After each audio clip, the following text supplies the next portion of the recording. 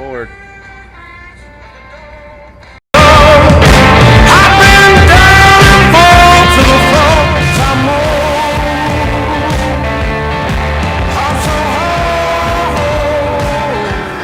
All right, we are rolling.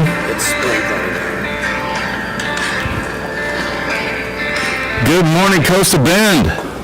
My name is Jacob Boggs. This is Island Moon Thursdays on Larry Elizondo's Power Hour, KUKA, Driscoll, Texas, 105.9 and 103.3. We are making sure we're sounding good. A little hot on that mic, but we are all right. How about hot on this mic? We've got all the other mics are turned down, so you guys sound great. Yeah, nice. Perfect. We're getting all this going. We're also streaming live. Just go to YouTube and look up Island Moon Live, and you will find us. I'm officially taking off the because, yeah. All right. Perfect, yes. We're live and we're making noise. We got Stevie Stark, Ted Mandel, Jay Gardner, and Tyler Thorson joining us. Absolutely. We're going to have a really good show today. We're going to cover a lot of topics early in the morning. We're going to talk about conspiracy theories and water. We're going to be talking about a stop sign on Commodores because evidently that's a hot topic. Also, we might cover bird migration because we're starting to get a couple of cold fronts that are kind of waning out a little bit before they get here, but it is starting to push the birds south a little bit. This is also the anniversary of Hurricane Harvey. And so you'll hear some Hurricane Harvey stories as well. We might also talk about an event. Wind in the Sails is coming up. Guy Harvey will be in town along with the Kent Olberg, and they will be screening a movie that Shirley Thornton's son put together. And then there may be an Ernie Butler sighting, and once Ernie gets here, then the good times will roll, as they say in New Orleans. So anyway, good morning, Jacob. Good morning, Tyler. Good morning. And good How are morning. you, Stevie? Good to see you, buddy. Good to see you guys. I missed you guys. I missed you too. Been hiding out at home a little. I hear you. I'm a little under the weather for the last year, so I am hoping to get some treatments that will get me back out and playing for everybody starting next month. So we'll see how that goes. Well, we can't wait for the thing that we call the Center of 45s to be on your necklace again. For those of you who It's are still under there. ancient, It's yes, still under there, but- it's not a Nazi sign. It's a thing you used to put in 45 so you could play on your. Instead of when you had your LP, your long play 33, you could play a 45 on your record. Unfortunately, with the exception of helping out at a few charity events through the year, I just haven't been able to get out there, but we'll see what happens. We miss you. And, I'm still seeing lots of great music, you know. Yeah, we've got a bunch of great music going down on the island. There's Port Aransas. It's unbelievable how much there is going on, and people say, "Oh, there's nothing to do here." It's like- I am happy to see the new places that are popping up, you know, starting right out saying, you know, we're going to have music. Now the Anchor, the old Holiday Inn, now the bar section is the Anchor, owned by now Rod Lewis of Hard Knocks has got it, and he went right back to live music. You know, on the weekends, 2 people, you know, daytime and evenings. I hear that the Sandbox, which should be opening soon, is going to have live music. And now now we've got Brewster Street, who took over the Boathouse, who definitely has a little bit of a higher grade. the Great Unwashed. They've got a better, they have a bigger pool to draw from. And the Great Unwashed can use the pool on the weekends. Yeah. Which is great, because they would kick us out before, and it's like, hey, look, we, when it comes winter, where are you going? Yeah, they're going to give you I think what they're going to do is charge a small fee for. Yeah, that's great. But that's okay, you know, Sure. I mean, if you don't have a pool.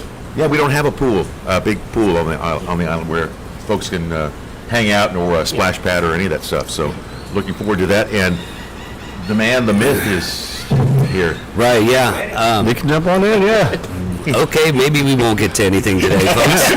That's fine. When Ernie comes, it's like, we'll get to everything. So much for the agenda, folks. No, let's rock through it. Like we said earlier, there's a lot that we're going to get to, and Right, so I we'll be mentioned the rolling bird through. migration. The stop sign on Commodores is not planned to be put back there. It was there during temporary construction, but people on Cabana want it there. So the conspiracy theory that I had written about in my article, you're going to have to go to islandmoon.com and check out my article on that, because there is no way we could get to that with this group. You don't get more than 10 seconds of 10 seconds of mic time before you're out. Morning, Ernie. How you doing? Good to see you, man. Good to see you guys. Yeah. Can y'all hear me? You gotta get. Yes, sir, we You can. gotta get right I up. hear nothing out of that. Ernie, you gotta get right up on the mic. You gotta eat the microphone. Yeah, like Good to see you like guys. almost touching it. You gotta get level with it. All right. Perfect. There you go. Thank you. There you go. Yeah, so, Stevie, Yes. excited to see you get back out and playing, man, but it's good. I'm Well, glad you- hopefully, I've got a treatment in, I've got to get some spinal epidurals, which is what's going on. I've got nerves caught in some bulged discs. Fun with back Yeah, stuff. fun with stuff. So, Oh, man. You know, I Ah, had well. a major surgery Yeah. years and years ago. So I've got like 5 discs fused, so underneath there now is just, That's some heavy-duty stuff, man. no, Yeah, no. between you and Tyler. it's- yeah, that's going to be, that's We almost make a whole human being. I have Yeah. been told that the way they do it now, up. they do it under X-ray. They can get right in and see where it's supposed to Right go. in. So Awesome. I'm expecting good results. And Our buddy Matt Hole, same thing. He's all yeah, and Matt is fused a up. friend of mine, and Yeah. he's got Yeah. the same. The guy turns like Batman. Well, that's Yeah, me. I right, mean, yeah. If you call me, I don't turn my head. I have to turn Yeah. my whole body. Yeah. And to look up, I have to Screwed bend- together, yeah. I have to bend And this at the guy, waist. you don't have any, Ernie, you have no titanium in you, do you? No, I got a lot of steel in me though. Oh, do you? Yeah, you know, legs and arms and stuff. Yeah. Blew all that stuff out working too hard. There you go. Yeah, I got the fancy titanium stuff. Yeah, I do too. It's like a cyborg. So yeah, it's good to see you, Ernie. It's Yeah, great man. to see you, Stevie. Good to see you, Ty. Dale Rankin has joined us from the Island Moon, and it's I came over the bridge, which I love coming over the bridge. It feels Yeah. like I'm on vacation.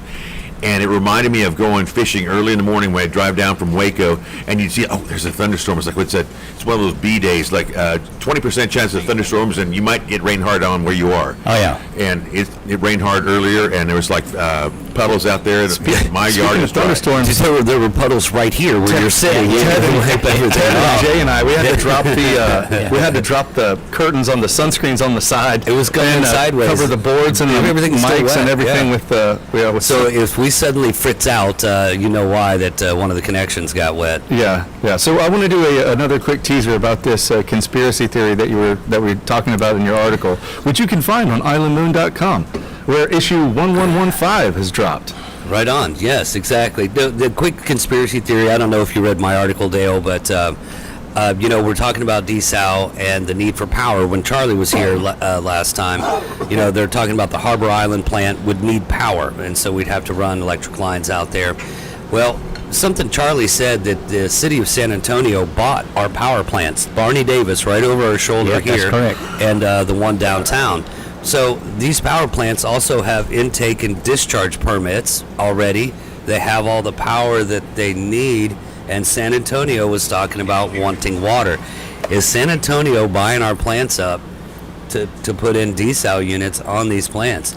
The infrastructure is already there. So anyway, I go into it a little bit deeper in my article. Yeah. But And that's all I'm going to let you talk about water on this. that's it. And we're done with water now. Yes, exactly. It's safe to So- come outside, guys. So we got Ernie Butler joining us. Okay, don't turn us off yet. Stevie Yeah, Starr, turn us off. our yeah. special guest. So I saw you were at the Jetties. Yes, absolutely. The jetties are starting to fire up. The mullet are starting to migrate. There's a lot of skipjacks. People were catching Spanish mackerel. There's still a few tarpon around, and the redfish are starting to run, and the word is out. So once the redfish start to run, everybody and their mothers out there throwing double HEB drops and Sticking them on the rocks. Yeah. Stick them on the rocks. redfish run when cotton's picked. yes, That's when your absolutely. redfish run. And- How do the redfish know when the cotton's getting picked? about that. They're probably all on They Twitter. figured that out a long time ago. yeah, exactly. So. They sense the roundup in Petronila Creek. Yeah, the jerbills. But so anyway, yeah, down the beach, there's tarpon being caught. It's really it's awesome. The trout, Big Al was down the beach to the 16 yesterday, caught a 27-inch trout and a couple of Spanish mackerel, and yeah. So This is it's a great time to come on down to the coast. This is the life of Riley now. I It mean, is. we've got a Right hunting before season hunting about to season far starts, off. it's- The you can sweet spot. you can do everything. Yeah. The weather's let up a little bit. The weather's been nice. College football season starts tomorrow. the real season. Ted and I were talking about it earlier, so curious to see if UT is going to show up and show out this year. Yeah. Ooh, yeah, this first game will be That's actually interesting. fun. Cats. Why do we have to, it's like you feel like it's all, if they lose, it's like, oh, the season's over. Yeah, right, exactly. So one of the team's season's going to be over on the and first like, game. Yeah. Yeah. Well, you know that it's like the there you go. Yeah, LSU. the Tiger in our midst. Yeah, I've got a lot of my family from the. It's not just the city anymore. It's like the LSU area. Yeah. They own most of South Louisiana. But at least they've claimed the good parts. No, but the song that plays at the end of the old Incredible Hulk series, where Bruce Banner's just walking away in silence by his solitude by himself.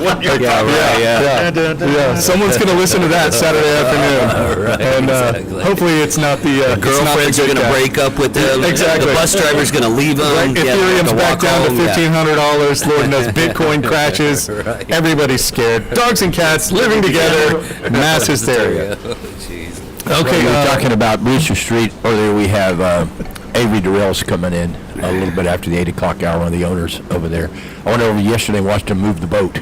Yeah. We're starved for excitement around here, so it do a crowd. Hard for Oh, wait, yeah, that was the one that was stranded during several hurricanes in the Weather Channel. Oh, I hope the people got out. Well, they've been out for 7 years. The kids are in college now. Yeah, we're on it. Yeah. I was expecting to see that guy from Jaws in there in the bottom of the hole with a hole. It was amazing they got it out of I there. find Jimmy Hoffa in there. Exactly. Yeah. Oh, that's where he's been the whole Well, it time. was 8 years ago, Ernie. We were down here cleaning up after the Right, hurricane. Hurricane Harvey. Yeah. 8 Went by years ago fast, this didn't it? week. Yep. This Went by place, fast. it took a hit here. The downstairs deck here at Doc's got hit pretty good. How'd you guys do at Snoopy's? Well, Dale, when it all hit, I took that storm pretty serious. I guess it was just sheer luck that I did. That hit on a Friday. The Thursday prior, the day before, I had a system over at Snoopy's where we would come in and I would bring in one of my food vendors out of San Antonio would bring an 18-wheeler down. And we would load everything up. Load all our fish up, our shrimp. I just had a shipment of crab in, like about $20,000 worth of crab alone. So everything went out. And it right goes back before. up to the locker up there in San Antonio. Great. We always lose power. I called my AC guy. I said, get your butt out here Monday morning, and I'm going to own you until everything is fixed. Yeah, right. I got that guy on board, and then I got a dumpster, 40-yard dumpster. Got that all on board. And let me tell you how that all played out. Come Friday when it hit, about midnight, I had my new house over at Flower Bluff that I just finished. I've been in it about maybe 5 weeks. And everything rode out fine. There was a little over 100-mile-an-hour wind there for about 3 or 4 hours. Yeah. And then I got a call about noticed. midnight. We never went to sleep. And it said, hey, man, Snoopy's is gone. It was all over San Antonio News. Huh. It obliterated. Everything's gone down there. So about 4 o'clock, I got at my brother's truck, big 3/4-ton Ford, and we took spotlights, and we come out here at 4 in the morning. And This storm had quit by then? no, it was getting it. Oh. It was getting it. It was easy 80, 100-mile-an-hour winds. Oh. It was pitch black out here, and I said, all you got to watch for is telephone poles. If the telephone poles are up, we survived. Right. And we got right down here, and all the telephone poles were up. Went down there, and I saw that gable end. Of course, there was still about 2 foot of water out here. Yeah. A lot of pure destruction, but the building was sound. So I said, all right, we're cool. I said, as soon as it cracked light about an hour later, I said, let's go out to the island. We were the only ones out here. We went down there to that island, and as soon as we rounded that curve at Bob Beauregard's place, you started seeing the poles coming down. Then we made a turn on Port Aransas Road and looked, and there was seaweed about 4 foot deep. Yeah. So we said they got obliterated just 20 miles up the coast. Yeah. So we hauled ass back here and turned around, and that Monday morning, my AC guy showed up. I said, how many units are down? He said, 4 of them. 4 or 5 ton units. They were out in the parking lot. And roof was all sheared. A lot of the roof was sheared off. The roof was there, but all the shingles sheared off. Stuff like that. So I said, order all that out of the valley, and I'll pay cash. So we got all that going. That dumpster dropped off, and that guy said, you're the you're one of the few last guy to get a dumpster in Corpus Christi because they're all tied up. All the homeless people got them. Yeah, yeah. And that AC guy was there 8 days straight, Really? and we got everything back online. But it was funny. I had a tractor. A buddy of mine gave me a big old Mahindra tractor, and I was out there in the parking lot scooping 2 foot of mud out of the parking lot. Yeah. For about a week. Yeah. And here come this yahoo with a clipboard and a cowboy hat. Checking for your permits. And now I'm up on that tractor, and everybody's pointing to me, you know. Oh, no. And I stopped that Here we tractor, go. and I said, "Who are you?" And he said, "I'm Windstorm. I'm see how much damage you got." Oh, boy. And I said, "I thought they made you people bigger than that." Yeah. Well, that started it off pretty bad. And I said, "Well, get your butt in there and figure it out." I said, "I'm working." Well, he come around and insulted me. He come back about an hour later and he said, "I'm looking at about $17,000." And I said, "You know what? You can take that clipboard and get off my property." I was so gosh damn mad. And because I remember Todd Hunter and that lawyer over in Port Aransas, Charlie Zahn. Yeah. They revamped all that crap, remember? Yeah.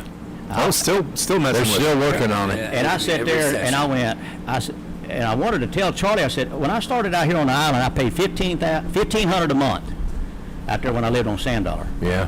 When I left the island, I was paying $1,500 a year. I was paying $6,000 a year. So they didn't fix too much. No. Yeah. So I get over there and I said, and I had Self-insured about at that $100 point. grand out of my pocket, cash, to get everything going. And I got a call. Here come the next yahoo in there, which was FEMA. Yeah. And I was already, and I heard nothing but horror stories. And I said, "Hey," I said, "Buddy, best thing you can do, just turn around and leave, because you ain't gonna do nothing for us anyway." Right. Windstorm ain't doing nothing for us. That we paid for decades. Right. So turn around, and he come out and he said, "You know what? I'm gonna take care of you." I said, "Well, I'll tell you what. I don't want no money. I just want what's broke." And here's all what I've spent so far. I laid everything out right there, and he said, "We'll take care of it." Really? Nice. And so we broke even. But what infuriated me, Dale, and I'll get back on the storm. minus all your labor. Oh, no, Right, labor was yeah. free. I did. He I did did. well. Yeah, I got the store open in 14 days, and it took 60 days, me and one helper, to get everything back to normal. Right, yeah. And I was 7 days a week. But what infuriated me was one of my buddies has a garage company, garage doors, and he was replacing all that Rockport, all that area. Every single business had the same story. We got shafted by Windstorm. Yeah. We got shafted. So what's going on? And then they sit there and have the audacity to say, "We've had millions and millions of dollars, and everything was we were on top of the game, and Yeah. and we took care of everybody." And they spent that money in about a week. I said, "Who the hell did they give it to?" Like They got $200 the million. tornado victims in Dallas. They bought a lot of ads that made them sound like they were great. Yeah. But then all they're going to do, well, what is it? 8 years later, we're still going to fix the problem. Yeah. Well, you got. They're still rejiggering it as they go. Right. Did they? So you didn't see the eye wall. You were in. No. You were in the dirty side of it. Yeah, we're on the northeast side, dirty side, yeah. And the cool thing was, like I said, I was prepared. Nobody else got prepared. Everybody Yeah. took it lightly. Yeah. And I just lucked out and had all my ducks in a row. But this is kind of something to ponder. I Yeah. got a fishing cabin out there at Shamrock. Yeah. Then Big Shack Cove. I built it. Yeah. I built it in 2007, and I went over to Port Aransas, and I had this in my mind. I looked at how Henry Studeman was a builder back in the 20s, 30s, 40s there, them old Boatmen's Association, and I looked at how they built them little old cracker box houses of Port Aransas. How in the hell they stood up in all these storms? Yeah. Right. And they got cedar posts about 4 inches big around and sticking up about 2 foot off the ground as them little old houses. Well, they built them out a certain way on the walls, and I took note of it. And they also put holes in the floor with flappers, so the water would come up Yeah. and the water would go down. So that's how I built that cabin. Huh. We went out there, we couldn't get out to it for about 3 weeks because I was too busy. And my brother went out there and he said everything was perfect. Really? And if you stood on the back of that cabin, and we took 10-foot wall of water out there. Yeah. 10-foot wall of water. We were up, it was about 2 foot inside the building, but we were up about 6 foot off the ground. But if you looked with binoculars to Port Aransas, it was nothing but just like a bomb went off. Yeah. Rubbish, yeah. And that old style of Port Aransas building made it. Yeah. Right. without Yeah. any Well, damage. you could And your fishing see. cabin did really good. Ours Yeah. did pretty good too. Ours was built Yeah. in 54, just 5 miles south Yeah. of the causeway, so it's seen all of them. Yep. So far, so. Kind of interesting how that went. So west, anything facing west. Right. Yep. Got it. Everything facing west. Yep. And but like I said, this was another thing that really aggravated the hell out of me. Monday morning, when the Yahoo showed up from Windstorm With the clipboard. with a clipboard, and here comes at 8. I'm serious, Dale, and you guys. At about 8:05. Now, when have you seen this? City of Corpus Christi. Here's the head building inspector. I knew him Yeah. because he just inspected my house and gave me the C of O for my new house over at Flower Bluff. Yeah. And I can't remember his name, but I looked at him. He had a helper with him. I said, "What are you doing out here?" He said, "Well, you know what I'm here for, Ernie." They'd heard the same report that Snoopy's got obliterated. Right, because you were out here working and you could be seen from the causeway, so the news was like, oh, we got to go talk to them. We got to go talk to them now. Yeah. Well, what happened was, under city rule, if it's 51% destroyed, Your grandfather goes away. your grandfather goes away, Right. and we're grandfathered in. Your GLO lease, And all I that, looked at him. I said, "Let's get something straight here. When I would call in for an inspection, you guys were notoriously late. You guys never showed up. If you did, it was 2 or 3 days later. Here you are, 8:05. Y'all just opened shop and you didn't even go in there and clock in. And they were trying to see if I had to tear it down. I was in fear. I said, Yeah. they come back out and Turn said, around and get out of here. turn around and get out. Yeah, that's your. I always look back at that, and I could say a whole hell of a lot about Corpus that I could care less about. Yeah. Oh, jeez. My entire career out here, 40 years, City of Corpus never ever backed us ever, Yeah. and I was so we understood it. It was just bad. Well, you had to politics. build the road to get to your business. I built my own road. I had to put my own water line in. They would. But you were paying taxes that whole Well, time. you're Oh no, taxes. tons of taxes. Yeah. And I kept my That's I why they were- kept quiet That's about why it. they were so Yeah. attentive. yeah. Corliss, I said I was going to put a sign down there one time. I said, "City Corpus Christi go straight to hell," And but she said, "No, stay out of the fray." Yeah, stay out of the fray. Well, so what we did, we killed them with kindness, and we killed them with community effort. And I said, "Well, we'll show you up." Right. Well, you could see. I drove to Port Aransas. Yeah. I tried to go up there Saturday night and I couldn't get in. They turned me around. Yeah. Then I went Sunday morning and I had permission from the PD and you could see where the eye wall Yeah. crossed over the island, right about where your cabin was. Yep. Right in that Right in area. that area. Yep. You could see where it went from a west wind to a north wind. It Yeah. just And you shears could, it right and off. you're talking about the seagrass. I ran a picture this time in the moon that I took that you could see as you went down 361. You could see it on The grass line was 2 feet, and then it was 4 feet, and then Yeah. it was 6 Yeah, feet. you could see it on the as you were going up, looking on the left on the. You could see right where the eye wall Yeah, you went over. Yeah. And it looked like somebody had gone out through those fields with an earth flattener. Yep. And just Yeah. knocked all that grass down. and the saltwater intrusion. Oh Yeah. my goodness. Yeah. I wrote some this week. If that thing had been 10 miles further south, we would be living in a different world Oh today. yeah, we'd be happy. Oh, yeah. Well, I mean, you saw what it did as far as changing the face of Port Aransas. Yeah. And, You know, I remember Port A from 10 years ago, and Port A now is not the Well, it same used to be a place. fun place. You had a lot of people who had stayed through the old timers who'd Yep. stayed through a lot of the storms, and after that one, no more because the duration of it was so long. They're up there in the attic with a hatchet or a chainsaw waiting to cut their way out. Yeah. Wait to get out. You know what gets me too is I think I'm right on this new ordinance, or it's probably old ordinance now. City Corpus is going to make you evacuate, but they won't let you come back in till they deem they it inspect it. necessary. Well, they- I'm staying. They did, That just yeah. makes you want to stay. They did that in Port Aransas. Brian Gully's complained about that on this show Yeah. a few times because he had property in Port Aransas. Yeah. Well, they let the worker bees in, Yeah. but they wouldn't let the property owners in. owners, So what that means is your lawnmower's not going to be there when you get back. I had after Harvey, I had a bunch of people contact me, because I'm a drone pilot, getting out doing a bunch of photo and video work for different everything from news agencies to insurance companies. Yeah. And it was the one thing that I kind of found was anybody that was around their house had a gun on their hip. Yep. Or something close to it. Hello. It was like, yeah, Yes. it was like, you loot, we shoot. You know, that was the way. We were without power for 7 days in Flower Bluff. So I went yes. around. These guys were paying me to go shoot different properties, you know, and stuff, and just kind of collectively kind of get damage. But a lot of it was also like heavy hull and, or you know, crane and rigging, you know, big ships, things like that I was shooting. But whenever someone would come up, because they'd see the drone, obviously, you know, people start asking questions, I would give them my card and say, look, just send me an email. And let me know, you know, which house is yours. Which address, I'll send you the pictures for free. Yeah. I gave out 50 cards, 50 plus cards. I had one email.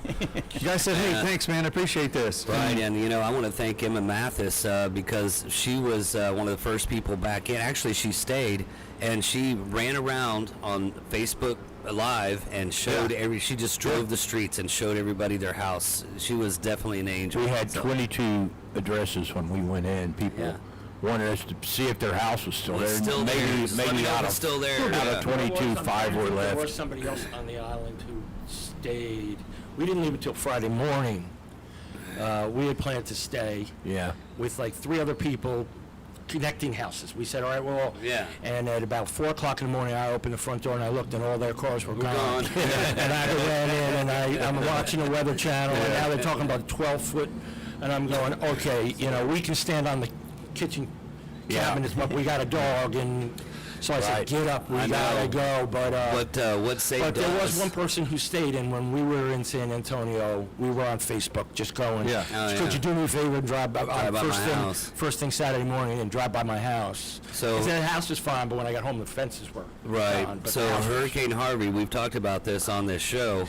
It was headed directly at us. Oh, yeah. I was Yeah. going to come across Corpus, and I still maintain, and I've heard Alan say this too, is that it hit the upwelling. We had a really bad case of upwelling. The water was kind of cold, Yeah. but it hit the upwelling and took a little jog at the last minute. Also, the refraction on the I coast. was helpless then because I left to my mother had passed away earlier in the spring, and so I went up to You were in- Washington State. you were in Seattle. I was in Seattle. It was like Tuesday. It was like we'll go into the Bay of Campeche. Well, nothing more than a tropical storm, and I'm like, okay, I'm gone. So I go up there, and I'm literally watching. It's sunny and 75 in Seattle, and I'm looking at the live on my Death and radar. destruction, yeah. The hurricane going. My kid has called me. What do I do with the dog? I said, I don't know. And so he got Barron and stuff. They boarded up in Cal Allen and hunkered down there without power, and a tree hit the roof of their place. yeah. I'm going. And then I couldn't come back for 7 days, and I had to pay $750 for a one-way ticket Now you to got get it. here. Yeah. And it was like, are you kidding me? Well, we can't help the weather, so that's going to cost you that Yeah. much money because Houston was closed. Yeah. It was closed for days and days and days, and I was like, The hey, moose I out just- front should have I told you just saw something. Paul Goodlow. I saw, sorry about that. Yeah, Paul Goodlow from the Weather Channel. Yeah. He was on the Blah Blah Pier, whatever. It's like, hey, we're here. You know, it's like, and I thought, oh wow. Then he was over right down from my sister's house, and I'm thinking, That's never good. geez, it never happened, and it was just the most miserable feeling that I ever had in my life. I come back, Won't let you in. yeah. It was Well, you know, horrible. How long was it before they let people back in? I just came in. I didn't have any trouble getting in. Well, I got back in Sunday morning, no problem. Early Sunday no, morning. we- I mean, into here in 37 was closed. We had to take back roads that I didn't know existed back in from the ranch to get into Flower Bluff. Well, I fell in crazy. with a long line of AEP trucks. I passed Oh, yeah, them there you coming go. down south, and I just slid in there, and I threw vest in. on and I went. would've- Yeah. Safety vest and a hard hat. Come on in early. Give me a clipboard next time. But we couldn't get out of San Antonio because on Saturday, that was the problem. We would come home on Saturday, but that's when the rain was stuck there before it went over Houston. So we left here and got stuck in San Antonio in the San Antonio flooding, so we couldn't get out of San You Antonio. got stuck both ways. Yeah, That was so, the yeah, problem. we got- Stuck we on the left- way we out, left stuck here on to the get way stuck- back in. to get stuck up there. So Well, I was working when I was working with the county. I went and took all those emergency management classes. They can't. That's why they issue evacuate the island thing, because once the winds get over 50 miles an hour, you're on your own because they Yep. can't run buses, they can't run Right. tall stuff like that. They can't evacuate people out of nursing homes. It's like hey, we'll come see you when we can actually get out there, because we're not going to put anybody else in harm's way just to save your butt. But if you're waiting on the B bus to evacuate, you're gonna need some shrimp and right, Ernie? They'll find our bodies this spring. You got about 3 other homeless guys. Luckily, we're used to 50-mile-an-hour wind out here on the island. We're just going to jump out, take a quick commercial break, and we will be right back on KUKA, Driscoll, Texas, 105.9, 103.3. We're on Retro Tejano 104.1. So, good morning to all our friends out there. We're going to take a quick break, and we'll be right back. Hey guys, Steve Trevino here, and I'm so excited because this Friday, you can help me raise money for Driscoll Children's Hospital or the Ronald McDonald House, or both. We're gonna raise money for children at the Whataburger Field, pitching for a cause. Come join me, Steve Trevino. Are you ready to make your dream home a reality? Meet Miss Mortgage, Jenny Staff from All Western Mortgage. With over 30 years of experience in banking, mortgages, and real estate literacy, Jenny is your trusted partner from application to closing day. Known throughout the community as Ms. Mortgage, she specializes in residential real estate loans, making the process simple and stress-free. Whether you're a first-time home buyer or looking for alternative income loan options, Jenny provides clear, honest advice with no confusing jargon, just real solutions tailored to your goals. Tune in to her weekly Ms. Mortgage updates for insider tips, real estate trends, and success stories that inspire. She's committed to educating and empowering her clients every step of the way. Jenny Staff, your advocate, your expert, your teammate, from dream to done. Call or visit All Western Mortgage today and ask for Miss Mortgage, Jenny Staff. Call now, 361-946-7163. 595-176 NMLS number. They are an equal home lender. Shining bright in Texas, the National Blue Ribbon School District of the Year, Corpus Christi ISD, is reaching some new heights. We are proud to be the HEB Excellence in Education Best District of the Year and home to the U.S. News and World Report's Best Public Elementary School. Excellence in early childhood education is our commitment, with our accolades from pre-K through graduation. Thanks to our community, we are building future leaders, innovators, and pioneers with nearly $20 million in scholarships in 2024 alone. And since 2008, $1 billion in taxpayer-approved bond packages, making for a renaissance era of education in CCISD with 20 new school buildings and 24 new elementary school libraries, all focused on student success. Join us in celebrating a century of education excellence. Corpus Christi Independent School District, where every learner is a graduate and every graduate is a success. At the Port of Corpus Christi, we maintain a clear pathway for waterway commerce so that our customers can deliver goods and energy products to the communities who depend on them around the world. We work diligently to build and enhance critical maritime infrastructure and manage traffic 24 hours a day, 365 days a year. Thank you, Coastal Bend Region, for entrusting us with your most precious asset. Since 1966, Hicks Automotive Group in Corpus Christi has been your trusted family-owned dealership, offering the finest in Mercedes-Benz, Nissan, Subaru, and Infiniti vehicles. Commitment to our customers extends beyond offering superior quality luxury automobiles and service. Hicks Automotive Group proudly supports our community through contributions to the Coastal Bend Food Bank, Texas A&M University Corpus Christi, and Ronald McDonald House, just to name a few. Visit Hicks Automotive Group, 3102 SPRD, and experience the excellence that has kept our community strong for over 60 years. Hicks Automotive Group since 1966. It's the 20th season of the CCISD Game of the Week broadcast from Texas Sports Productions. Listen live each week right here on Retro Country 105.9 and 103.3. Brought to you by Facility Solutions Group, TLC Complete Care, Weavers and Jacobs Constructors, Corpus Christi Water, Nolan's Restaurant, AstroTurf Corporation, and Fulton Construction. The season kicks off Thursday night when Tolosa Midway visits Moody at Cabana Stadium. Friday night, a season opener for both as Loretto Nixon battles Ray at Cabana Stadium. Pregame starts at 6:45 right here on Retro Country 105.9 and 103.3. Retro Tejano 104.1, and Retro Country 105.9 and 103.3, and available worldwide on our app at Retro Radio CC. It's the Power Hour with Larry Elizondo, the Godfather, who makes street sense meet common sense. Now, live from Doc's Seafood and Steaks, it's Island Moon Thursdays.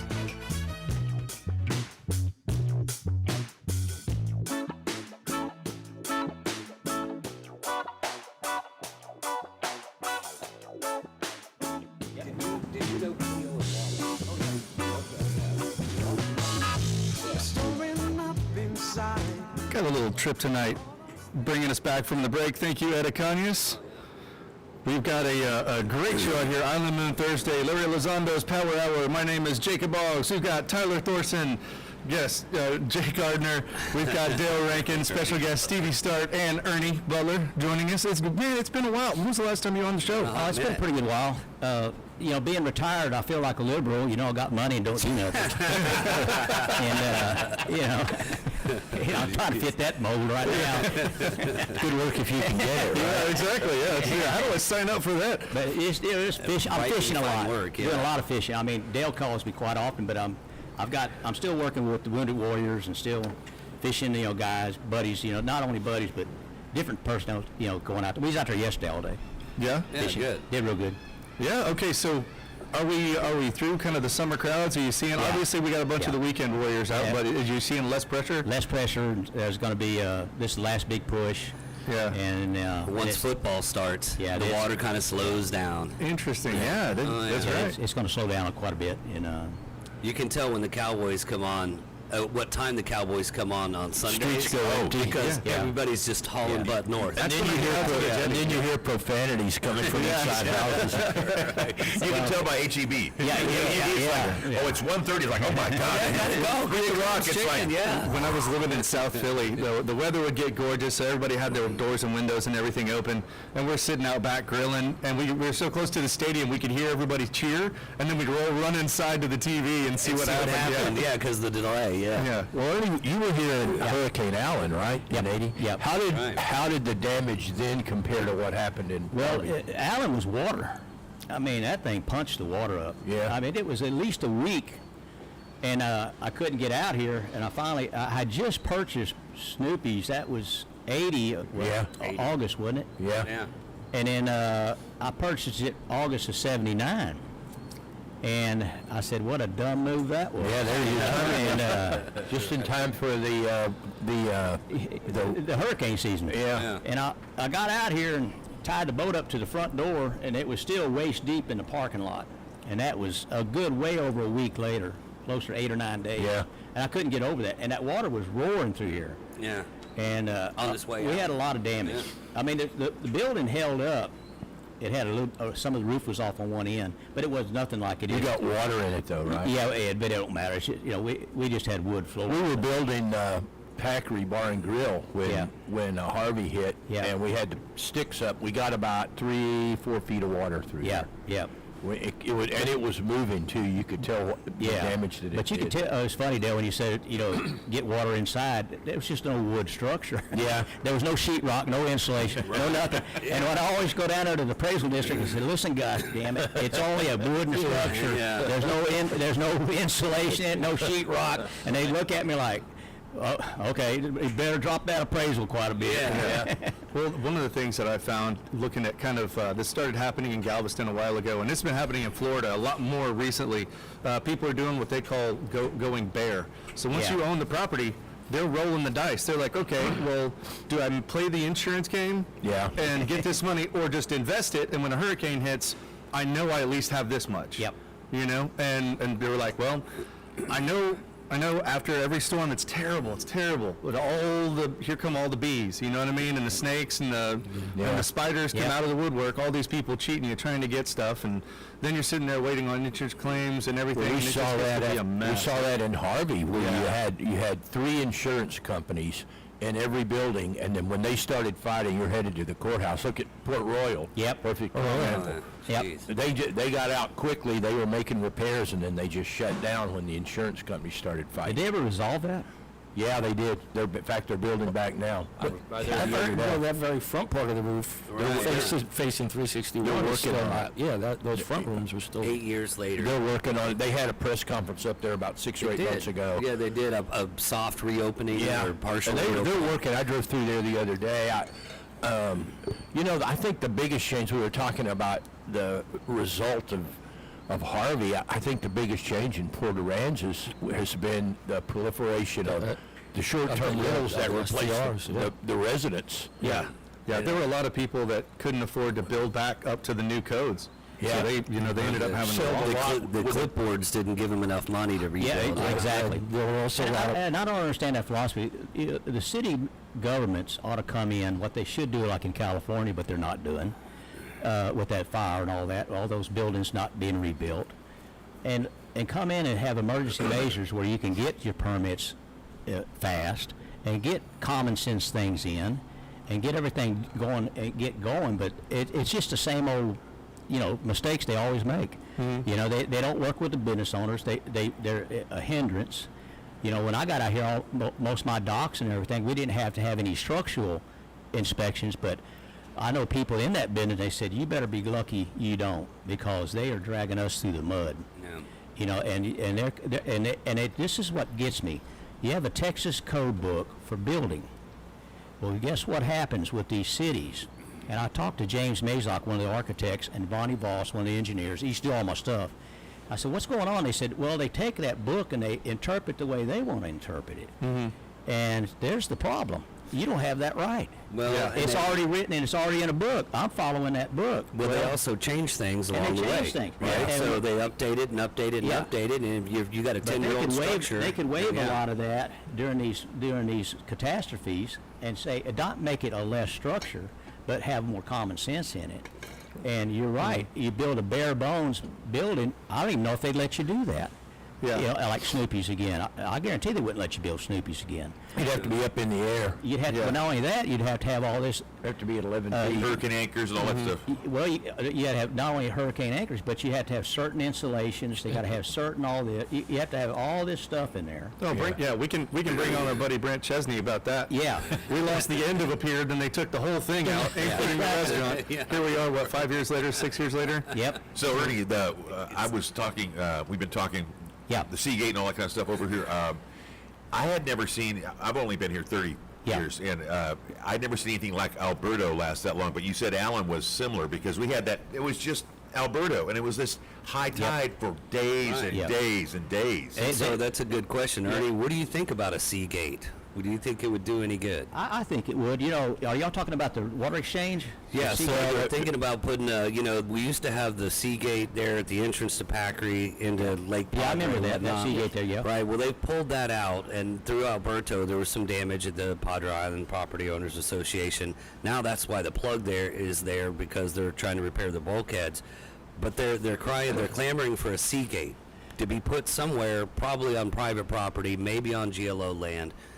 Do you think that would do any good, just having a Seagate?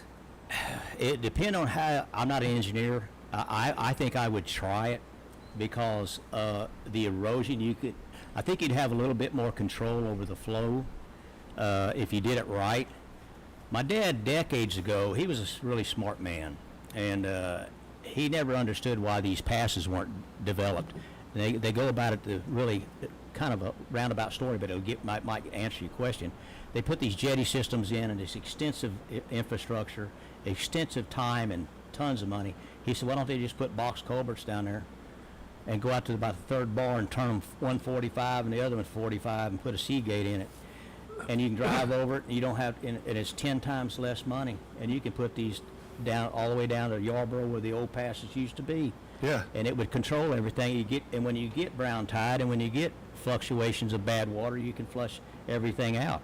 Made sense, and it was inexpensive. When Allen hit, there was no passage. The Packery Channel wasn't open. Yeah. There was no water coming under SPID. It all came right by here where we are sitting right now. Yeah. And it got behind the island and couldn't get out, and that's when the trouble started. Yep. Right. But a Seagate, if they did it correctly, that's what I don't understand they do right there at that Dom Tricio Bridge. I put a Seagate right there. At least to the top of the bulkheads, because once Yeah. it goes over the bulkheads, all bets are off. Yeah. You're done. Well, We're not here's doing what anything at that point y'all need anyway. to understand too, is the bulkhead back here, Tommy Moon put most of that bulkhead back in there. Where? In a Westinghouse. Oh, yeah. All back in these houses. Tommy Moon did my marina. But I told him, I said, Tommy, don't do what the hell you did over there, because that ain't no good. They only went down 6 foot. Right. They only got 10-foot sheets. That's We right. went down Yeah. 14 foot. I said, go down 14 foot and put the cap at 2 foot square Yeah. instead of 16 They're inches. going back and doing that now. Well, that's the problem. Well, here's the problem.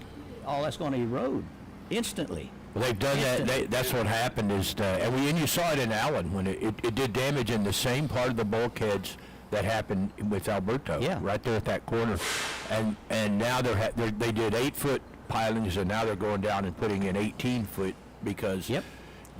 as soon as they opened the water flow, it took the sand layer off and got down to the clay. But Clay, it yeah. stopped from there. You got to get to the clay bed. When I did the marina, to give you an idea where that clay bed is right here, Yeah. we pile drive the 4 corner pilings on that little bitty building. We went down 22 foot with a pile driver before we hit that clay. Really? Yeah. Wow. So that little building's going to be around for a long time. That jives with the water wells that are being drilled out here. It's a 22 foot. If you penetrate it, you get a different water layer. Yeah. So here's a question for the table. At what wind speed or category do you evacuate the island? Oh, man. 100 mile an hour gust for under 3 hours, I stay.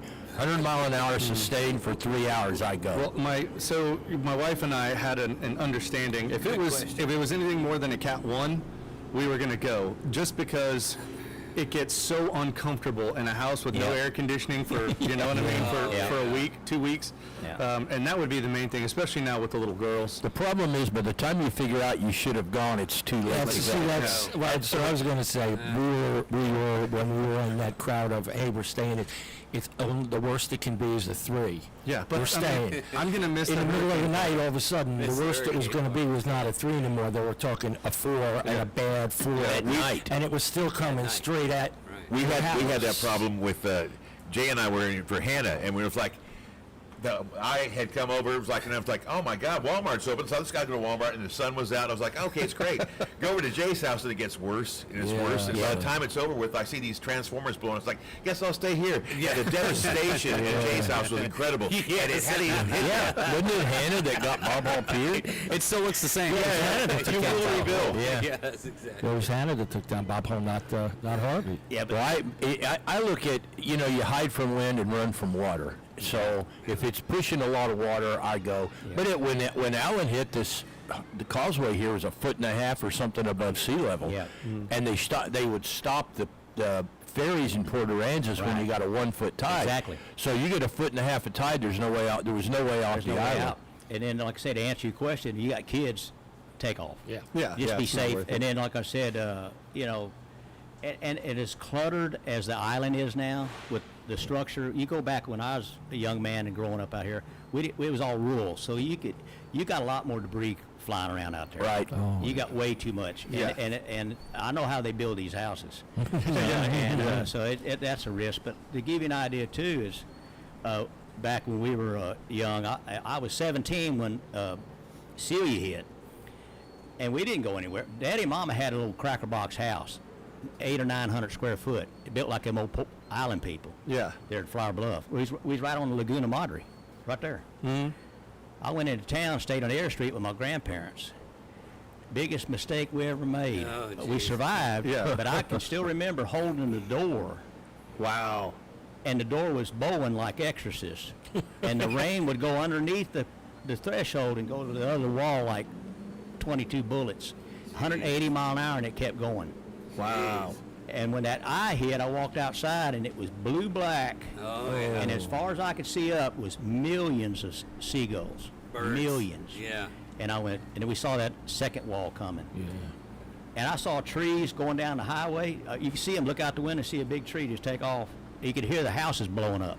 Yeah. Blowing up. Blowing up. And I said, all right, I want to rethink this. Yeah, too late. Yeah.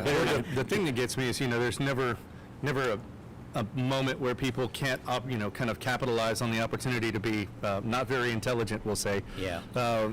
there was a guy that was on Bolivar when Ike came through, and he's an old retired SEAL. Yeah. And didn't want to leave his house. And so the fire department comes through, and they're in their brush truck telling everybody, like, hey, No, really. we're going to get hit.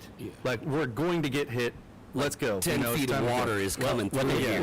What they should have gave him was a life jacket and a Dallas Cowboy helmet. There you go, buddy. Ride it out. Write your name on your arm. He ended up, water came up, and he had a stilt house, Water comes up, and it was about halfway into his house, and he starts thinking, okay, I better, get an exit plan. So he grabs his axe and gets up into his attic and has to cut himself through the attic.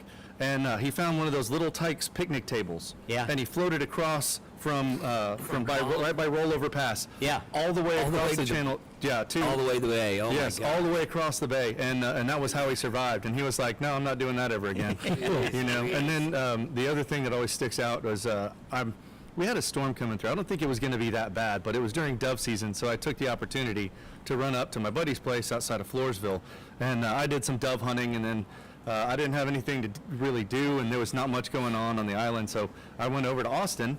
And then after the storm blew through, I went over to help my parents in Houston and clear some debris and stuff. But there were so many people panicking.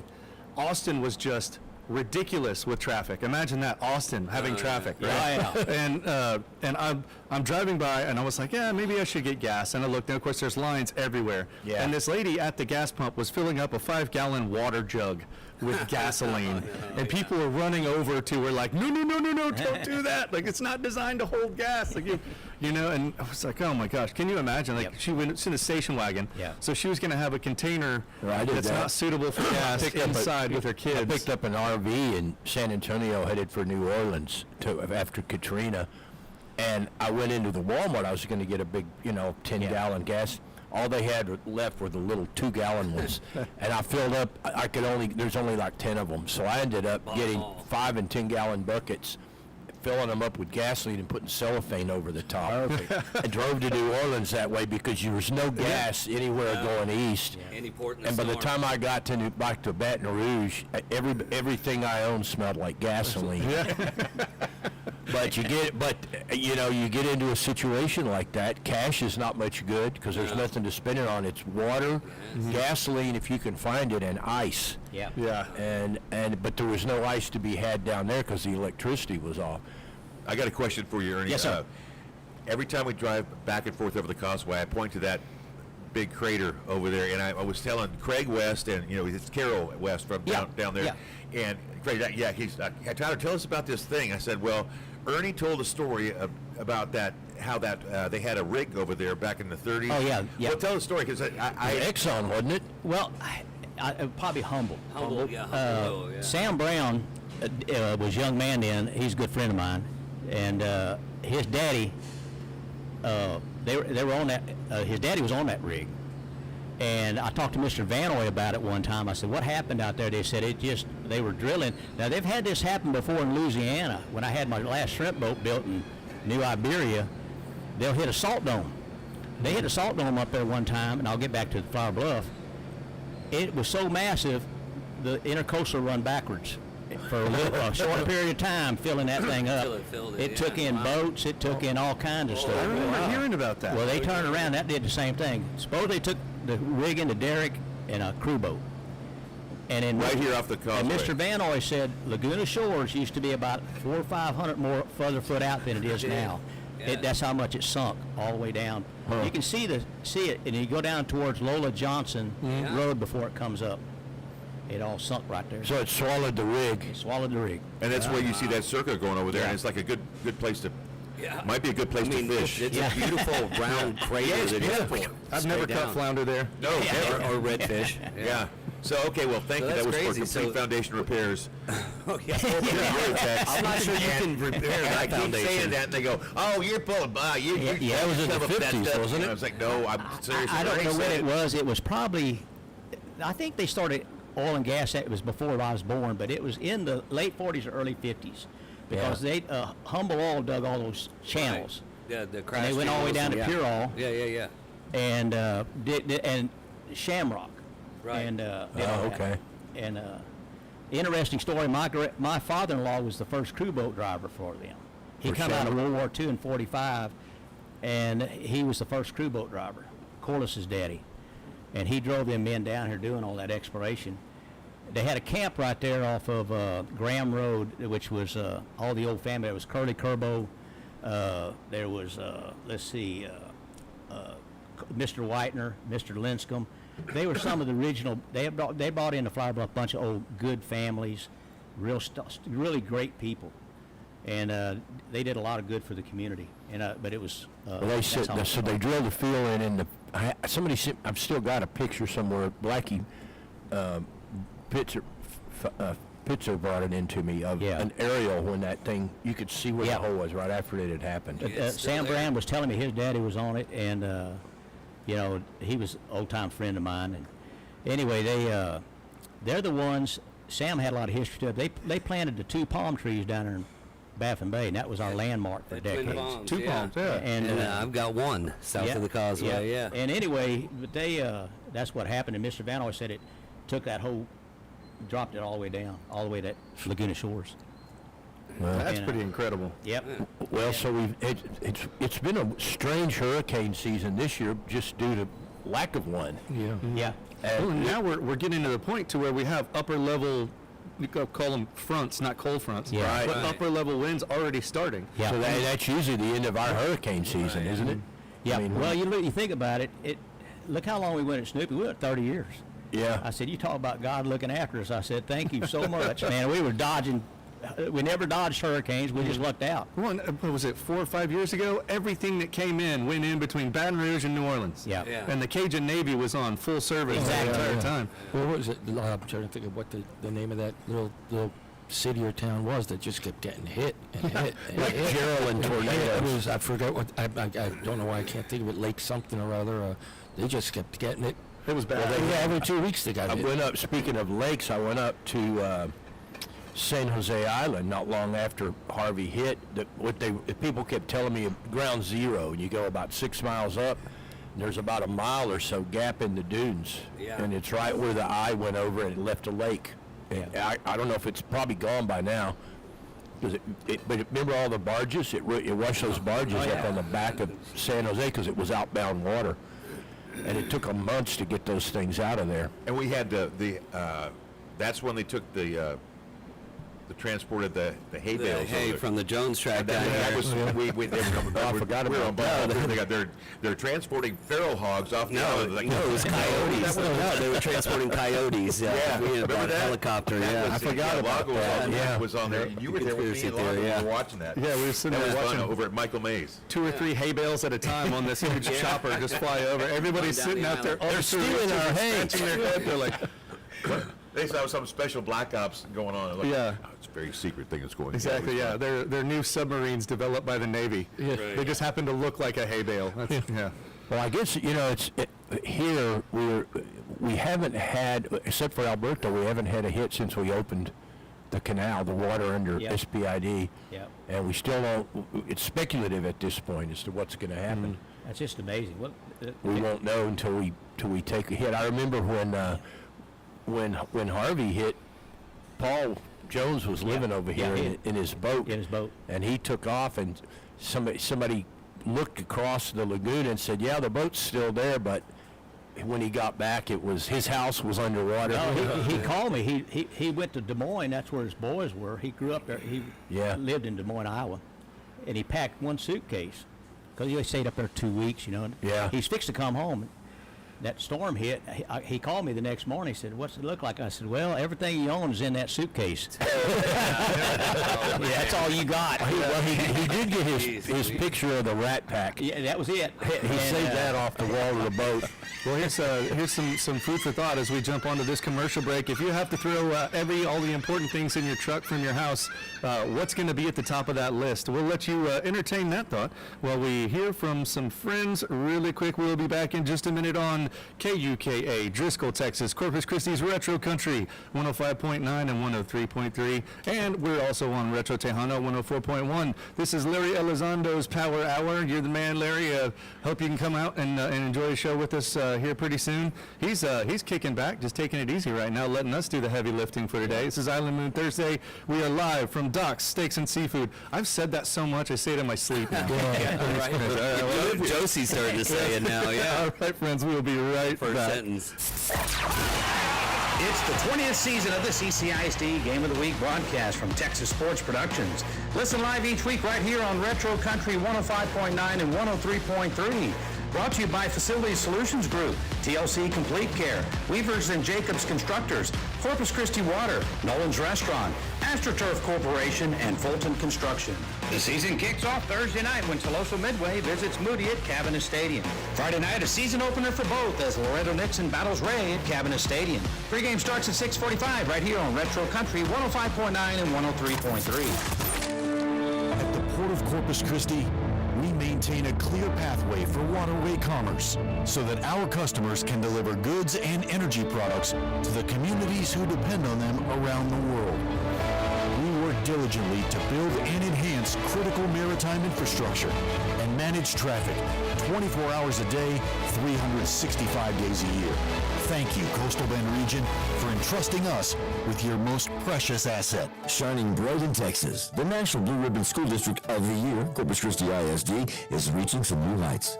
We are proud to be the HEB Excellence in Education Best District of the Year and home to the U.S. News and World Report's Best Public Elementary School. Excellence in early childhood education is our commitment, with our accolades from pre-K through graduation. Thanks to our community, we are building future leaders, innovators, and pioneers with nearly $20 million in scholarships in 2024 alone. And since 2008, $1 billion in taxpayer-approved bond packages, making for a renaissance era of education in CCISD with 20 new school buildings and 24 new elementary school libraries, all focused on student success. Join us in celebrating a century of education excellence. Corpus Christi Independent School District, where every learner is a graduate and every graduate is a success. Attention Corpus Christi, this is a powerful message from LULAC Council Number 1, located right here in the cradle of the fight for equality. Since 1929, LULAC has been dedicated to the important work of championing civil rights, improving education, and empowering the community. For nearly a century, the organization has stood as a pillar of advocacy and progress. From beloved events like the Feria de las Flores to impactful initiatives such as the Judge Bobby Galvan Toy Bowl, LULAC Council Number 1 continues to make a significant difference in the lives of local residents. Their various programs uplift the community and create opportunities for growth. As LULAC Council Number 1 looks ahead to its centennial celebration in 2029, the organization invites the community to join hands with LULAC and become part of the ongoing change by visiting LULAC.org. Together, Corpus Christi can uplift its community, defend its rights, and shape a brighter future for everyone. Since 1966, Hicks Automotive Group in Corpus Christi has been your trusted family-owned dealership, offering the finest in Mercedes-Benz, Nissan, Subaru, and Infiniti vehicles. Commitment to our customers extends beyond offering superior quality luxury automobiles and service. Hicks Automotive Group proudly supports our community through contributions to the Coastal Bend Food Bank, Texas A&M University Corpus Christi, and Ronald McDonald House, just to name a few. Visit Hicks Automotive Group, 3102 SPID, and experience the excellence that has kept our community strong for over 60 years. Hicks Automotive Group since 1966. Hey guys, Steve Trevino here, and I'm so excited because this Friday you can help me raise money for Driscoll Children's Hospital or the Ronald McDonald House, or both. We're going to raise money for children at the Whataburger Field, pitching for a cause. Come join me, Steve Trevino. Retro Tejano 104.1 and Retro Country 105.9 and 103.3, and available worldwide on our app at Retro Radio CC. It's the Power Hour with Larry Elizondo, the Godfather, who makes street sense meet common sense. Now, live from Doc's Seafood and Steaks, it's Island Moon Thursdays.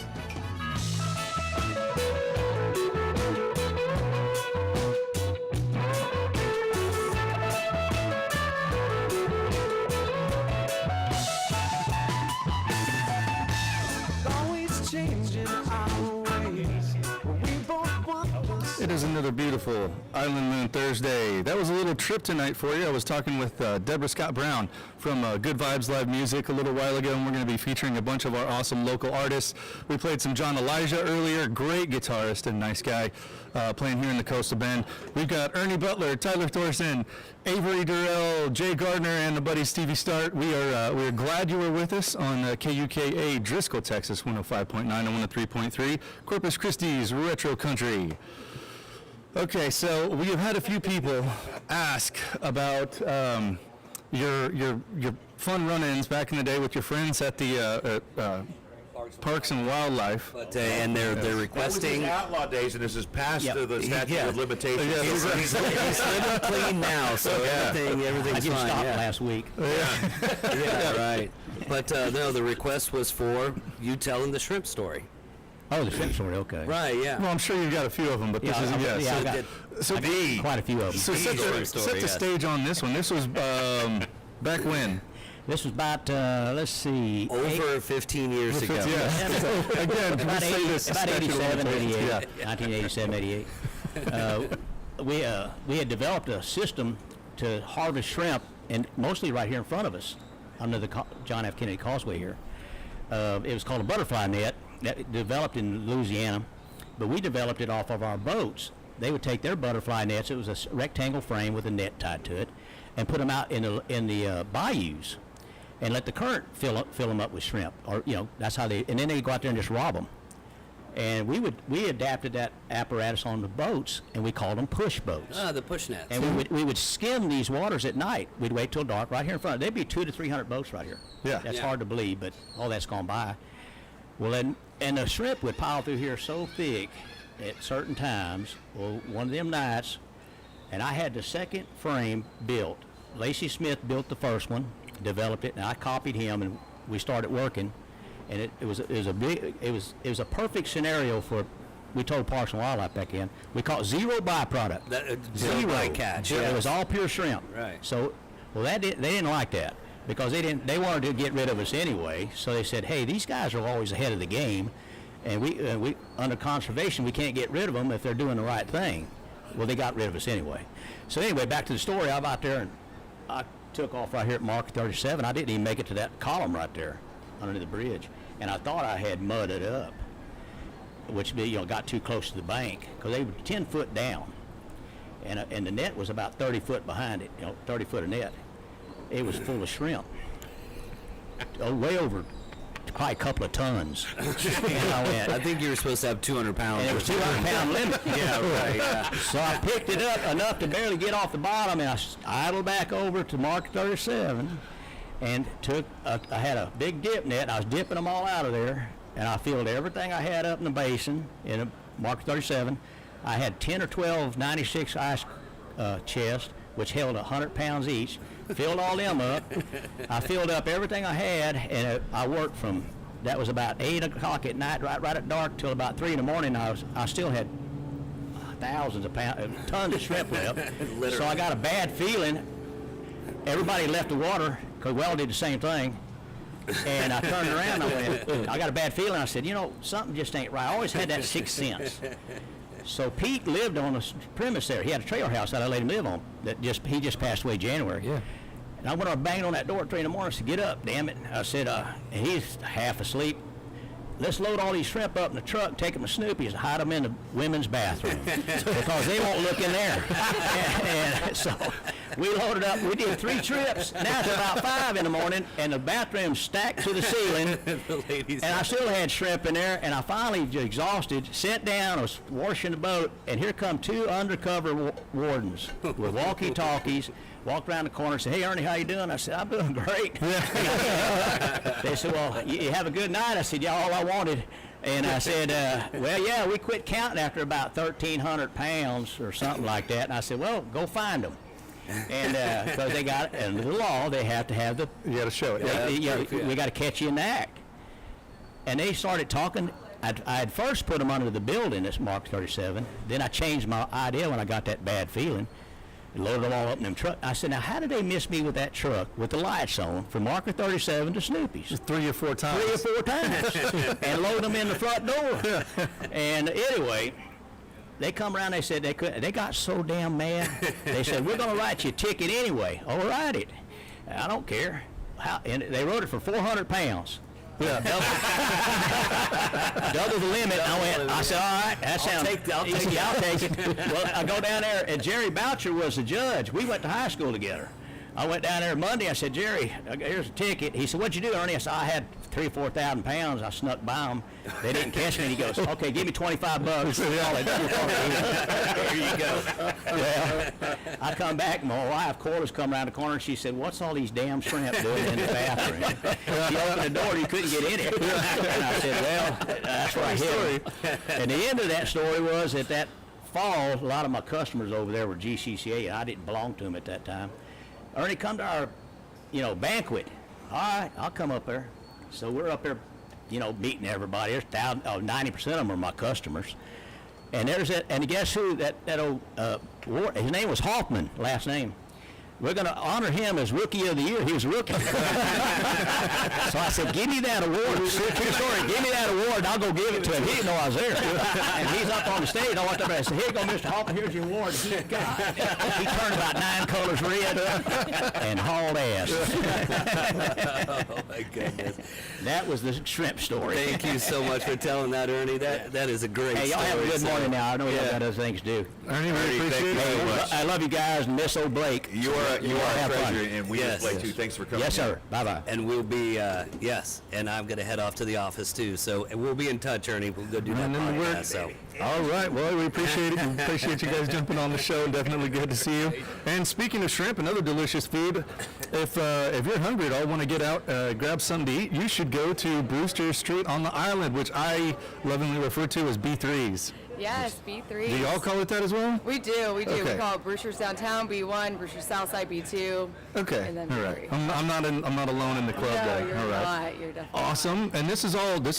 I mean, brand spanking new. Yes, And, almost 2 weeks. And y'all had a fun event yesterday, trying to pull that boat that was there for the longest time out of the water. I saw the crane. I didn't see him actually getting everything done, but there were a lot of people there. Yeah, we had a crowd come out. We knew it was something that the island crew has been waiting for a very long time, and so we definitely wanted to make sure we invited the community out to come and watch. I think it's pretty hilarious when it's an event when people are getting rid of an old boat.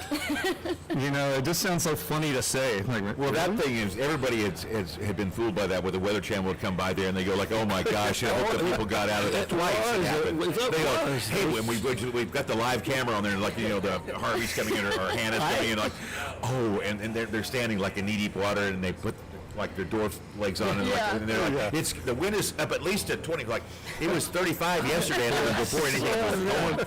So it was great to see that boat come out of there. Quick away from that, just at, what was it, 2 weeks ago, when we had the disturbance that was just passing by and was supposed to bring us high tides and this and that. Yeah. I'm walking the seawall with my buddies who are just doing our laps on the seawall, and they're down here from San Antonio Fox, and they're on the seawall the whole time to show you, they're waiting. They're just waiting for that.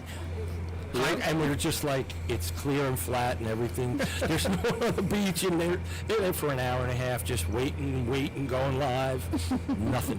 Then you get the Jim Cantoris coming in town for all those events, and we're like, what are they here for? And then we realized they were speaking to somebody, and they were waiting to see the results of the storm, and we were like, oh, okay. Yeah. There's nothing happening. Okay.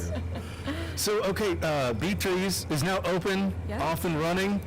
You guys had to do a lot of major surgery to get that building kind of up and where you wanted it. You've got a playground out there. It's very family friendly. Mm-hmm. The deck, covered patio, the whole 9 yards, right? Yeah, all of it. We redid the whole entire kitchen, put some new HVAC in there, new playground, new boat slips, so on and so forth. And so we have a stage for live music 3 nights a week right now.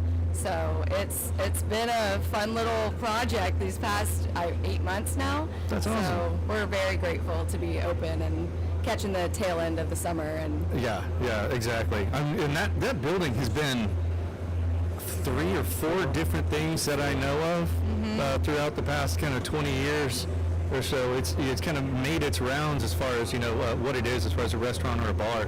And I'm glad to see that Brewster's is coming out and making it, making that kind of another addition of your empire, because I've known and liked the family for a long time, and y'all are always so community oriented, and that really does make a big difference. So your dad was very colorful on the radio. We had the best time with him. That was so fun. No, you get second team today with me. But It's great to have you out here. Yeah, And no. I'm just thinking if Snoopy's wants to do something, I ought to have ladies' room shrimp, on the menu. Yeah, on the menu. Guaranteed it's from the Gulf, and you guys get all the stuff. Fresh from the Gulf and the ladies via the ladies' room. yeah, we're definitely trying to pay some homage to that boat that got pulled out. We know it's a landmark, and so trying to find something on the menu to name after the boat would be great. But That's funny. Commemorate the old. Yes. What storm was it that took the boat down? It was that actually put it in the water was Hannah. It was Hannah. Okay. Yeah, it was still floating. It looked, it was horrible. Yeah. And Eric was already gone, but it was still in the water. It was still above water. Hannah tipped it in. Okay. And then once it got tipped in, it was It's done. Yeah. Yeah, there was a lot of debate between my dad. He's like, it kind of adds the charm. Should we keep it? Should it go? And we had heard the overall opinion of the island was get it out of here. Now, I get it. If it's a historical, like some kind of if it has historical relevance, I could see leaving it. Like, yes, this was the Pinta, the Santa Maria, like something that's awesome. Yeah, but not some guy from the 80s. You know what I mean? Like, yeah. But I think you did the right thing because Brewster's as a brand is a bigger draw than what Boathouse say was. And was much more a local bar. You're going to get a bunch of people who are going, why is that ugly, dirty boat there? Yeah. Well, I was concerned that a big chain restaurant would come in, and because we have such a big kind of swing in our tourist season and everything out here, the island isn't exactly hospitable for the numbers that they want. But I was afraid they were going to put a Cracker Barrel out there. Which Cracker Barrel? Yeah. Wait, no, it's the new one. I don't We know. promise not to rebrand. That's good to know. That went over like new Coke, dude. Yes, we're out here at Doc's drinking Crystal Pepsi. I was fortunate enough to meet Sam, the CEO, whatever. He's the guy that gets. We were doing with Complete Foundation Repairs. We were working on his late dad's dock, and he comes down there, and I'm like, man, he looks like El Jefe, and he was like, he was directing his crew over there, Oh, yeah. and he came down there. We did such a good job. He wrote here. I want to have you here. Like, here's dinner for two. Signed his name on there for the Brewster Street Southside, which is by my house, and I thought, wow, that was pretty cool. We went over there like, no, you don't know anything. I thought. He's the man. So Sam is the man. So tell him thanks. And we all enjoyed that, and we certainly appreciated that. And we do good work, and that's why he knew that we were working hard down there, and he thought, wow, this is pretty amazing how we got it done. So thank you to you, and thanks to your family, and just a great addition to the town. What all you all have done, both charity-wise and business-wise. It's been a You've always seen it this way, though, since you were a little kid. Yes. But it wasn't always that way, as you found out from your pops. Yeah, absolutely. Yeah. I grew up around being in the community, seeing my dad, my grandpa, and what they did, and getting to see this from start to end now has been very special, and so I'm very grateful to be a part of it. And I wanted to mention that you had Tryptonite on there, and Hank Harrison from Harrison's Landing. Yeah. You know why he's named Hank, right? His name is William Henry Harrison, like the president. Nice. And they have Okay. they can trace it back to whatever, and so it's interesting to see all the families, because their dad was really instrumental, and mom, with all the restaurant stuff they would do downtown. So keeping everything alive, and you guys are amazing. All the restaurants have always been great. I remember when Blake was still alive, we're going back maybe 2 years ago, we did the Christmas show live from Brewster South. With the best rendition we did of live. We did live. It sounded like grunge. I thought, was that Silent Night? I could Like tell. that was that one big. I was not ready for that, and we all just started looking at each other. I was resplendent in velour and Christmas And sweater. I remember that Blake had said, well, it would be great, can you come and play live? And I said, yeah, sure. And I'm going back and forth. I said, I don't know what I'm going to play. And I decided to play the Christmas Waltz, which is, just that slow, cross that wind. So I'm going to do that. The classics, yeah. They come on and they... You know how they explain, yeah. That's hilarious. All right, well, that shows the Christmas balls. That's always, yeah, that was always a real fun event. I'm sure. But it was great that the restaurant opened itself up Your manager over there loves for us to do our that. show, and he was so kind to us. And it was, Yeah, we had a great... Southside? we had Southside, yes, he was at Southside. we had planned when if Blake would maybe we had planned to go out there again for the Christmas thing. We might. Do And that. I mean, they put a spread out that morning. Oh, yeah. We Oh, get yes. coffee. I remember because my wife Joyce stopped by to sit for a little while before work. I had a buddy of mine come with me to sit and watch. We had a pretty good bunch of people watching. for being 6 o'clock in the morning. Yeah, and but you all put out a big old spread of With the kolaches and yeah, all kinds kinds of great It stuff. was- to Well, eat. you got the old boat out of there yesterday. Yes. I went over and you had quite the crowd. Yes, Until yes. you draw a crowd around here, you start hauling a boat out of the water. And Stevie was just telling me how that thing got there. Which Yeah, I never knew. It was brought in I by a won't use former his entire employee. name. It was first name was Eric, and he was he had it towed down from Port Aransas, and his thought was he was going to live in it.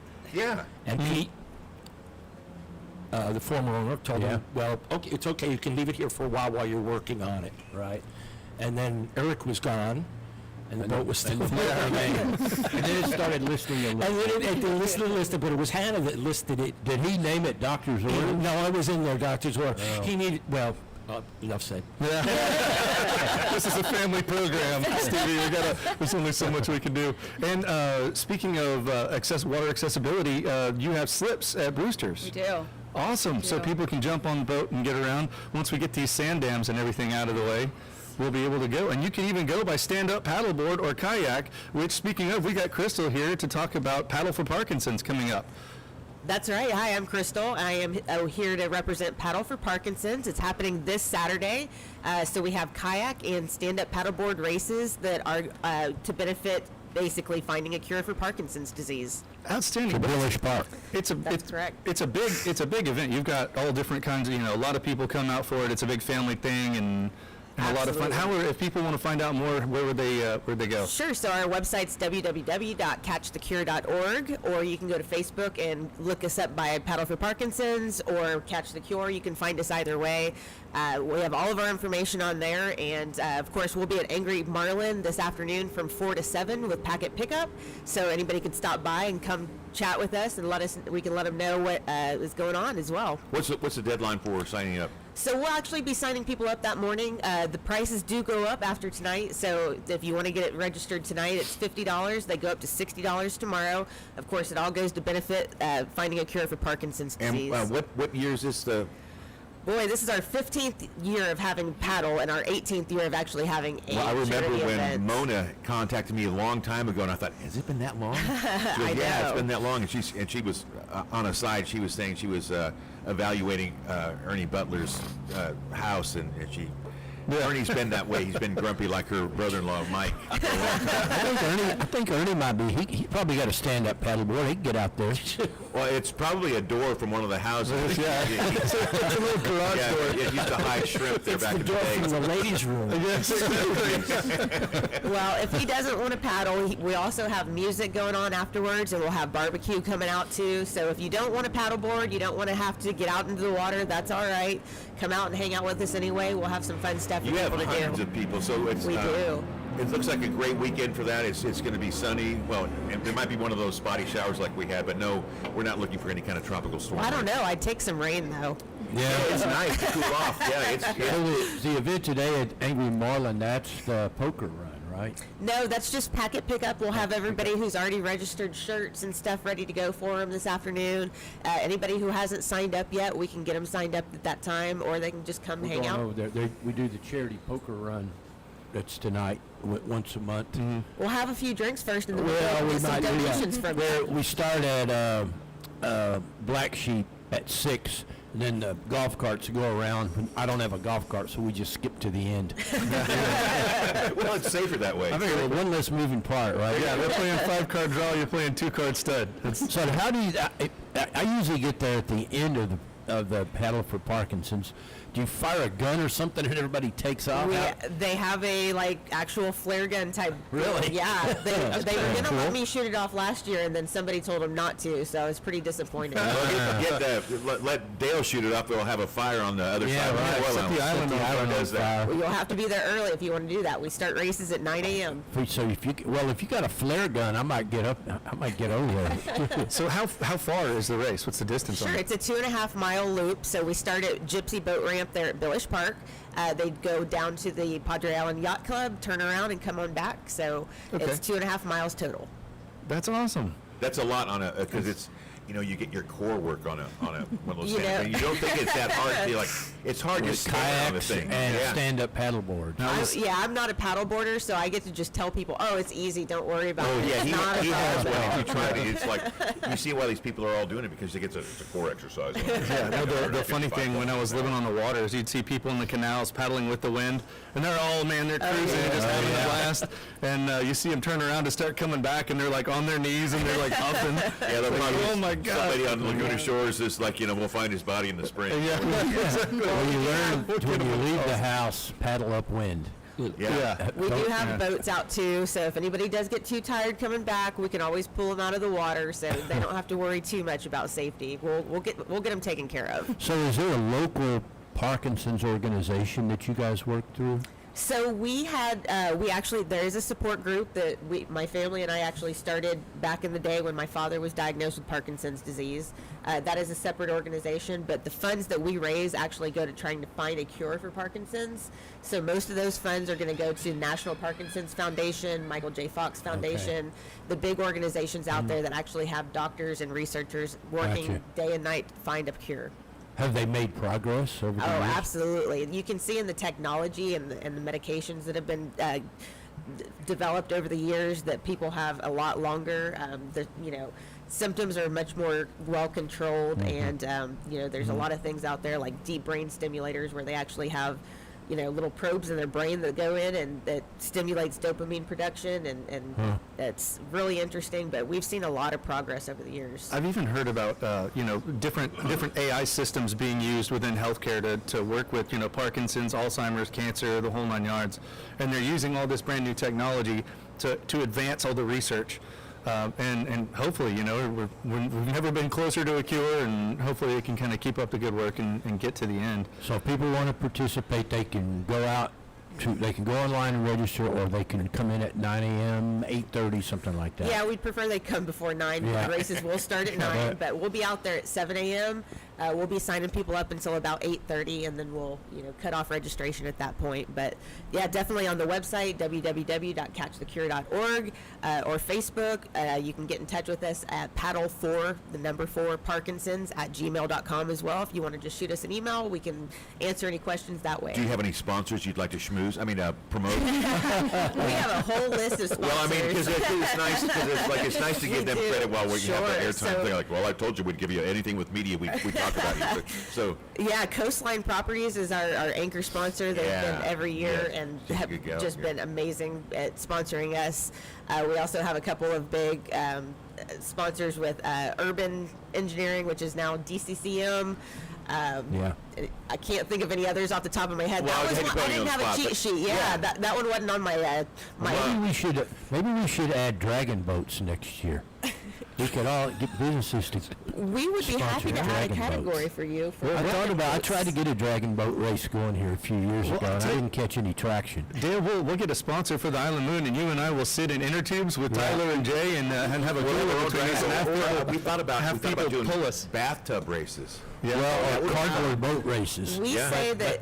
The cardboard boats always sink, and so, there's that. We say that we will take any vessel as long as it is human powered, not motor powered. So you bring whatever you can, and we'll figure it out from there. We'll get you registered one way or another. We can find a ways to have fun on the island. You know that. So Absolutely. That's a great organization. We appreciate you doing that. And Mona, for this long, it's like we're getting long in the tooth. Not you, but I am. And it's so amazing that when you started this, it's grown to what it's become now. So thank you so much for your help on that and your volunteer. We have the easy part.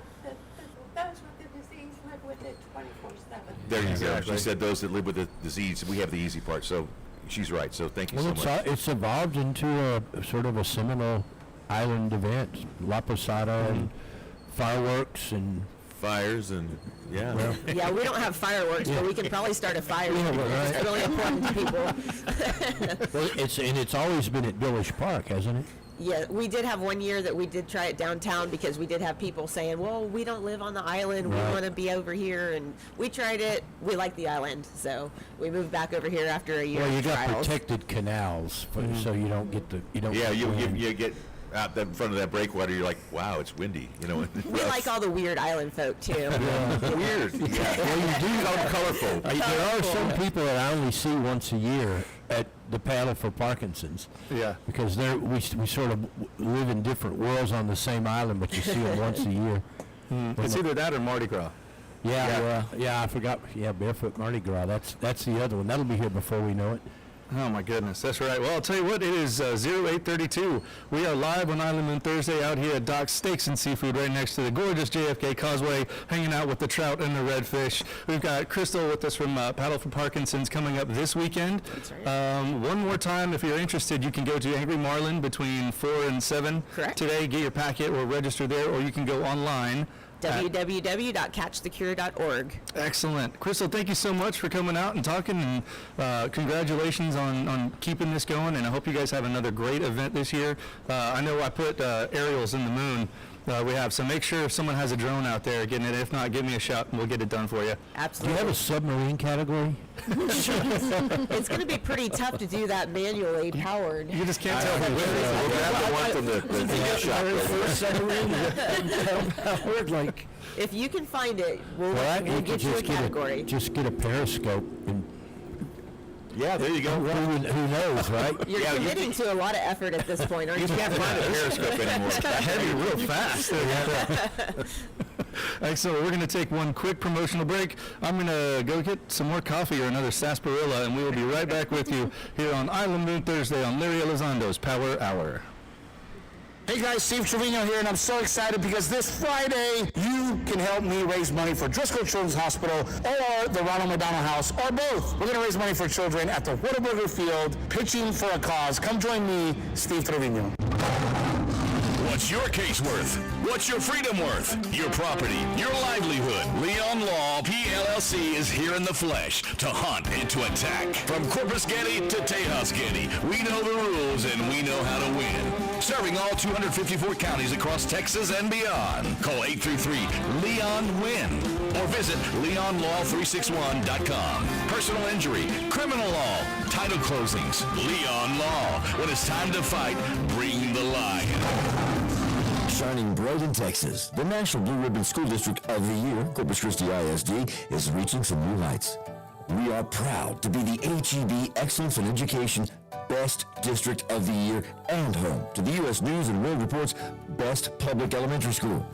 Excellence in early childhood education is our commitment, with our accolades from pre-K through graduation. Thanks to our community, we are building future leaders, innovators, and pioneers with nearly $20 million in scholarships in 2024 alone. And since 2008, $1 billion in taxpayer-approved bond packages, making for a renaissance era of education in CCISD with 20 new school buildings and 24 new elementary school libraries, all focused on student success. Join us in celebrating a century of education excellence.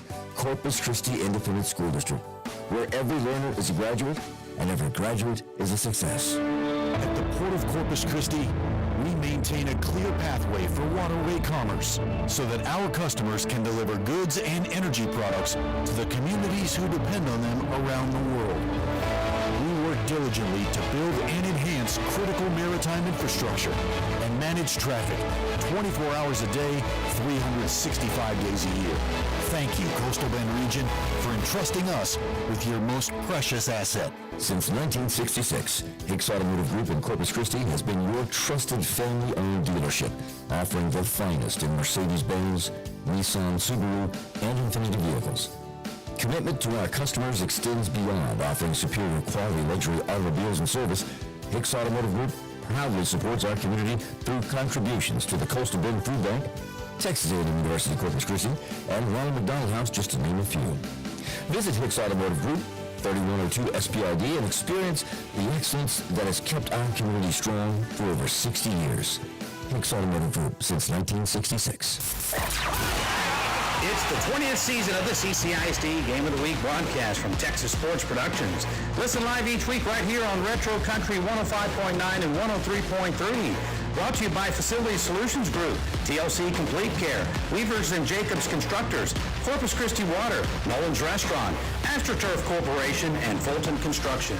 The season kicks off Thursday night when Tolosa Midway visits Moody at Cabana Stadium. Friday night, a season opener for both as Loretto Nixon battles Ray at Cabana Stadium. Pre-game starts at 6:45 right here on Retro Country 105.9 and 103.3. Retro Tejano 104.1 and Retro Country 105.9 and 103.3, and available worldwide on our app at Retro Radio CC. It's the Power Hour with Larry Elizondo, the Godfather, who makes street sense meet common sense. Now, live from Doc's Seafood and Steaks, it's Island Moon Thursdays.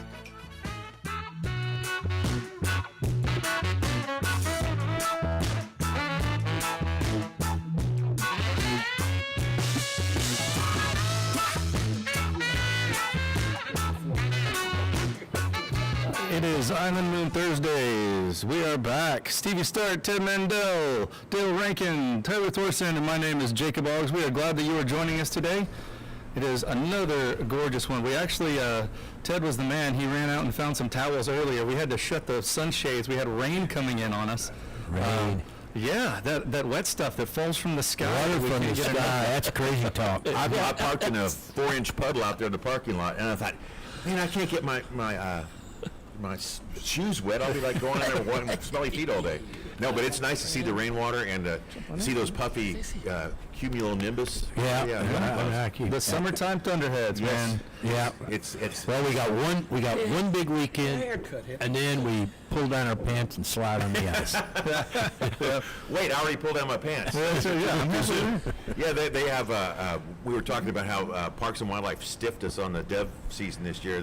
It's not on Labor Day weekend, but I will tell you though, if you have not entered the Star Tournament, there's still time to get that. I think they still have the truck and the trailer in the boat. Yeah, they've only given like 2 of them. They dropped 65 fish with different prizes and things that have tags, and it is not a catch kill. This is a catch photo release. You pull the tag. There's actually a video you can go on YouTube, or while you're on YouTube watching Island Moon Live or watching this episode later, you can go to CCA's YouTube channel and they show you how to pull the tag, and you want to release the fish and then go take your tag in.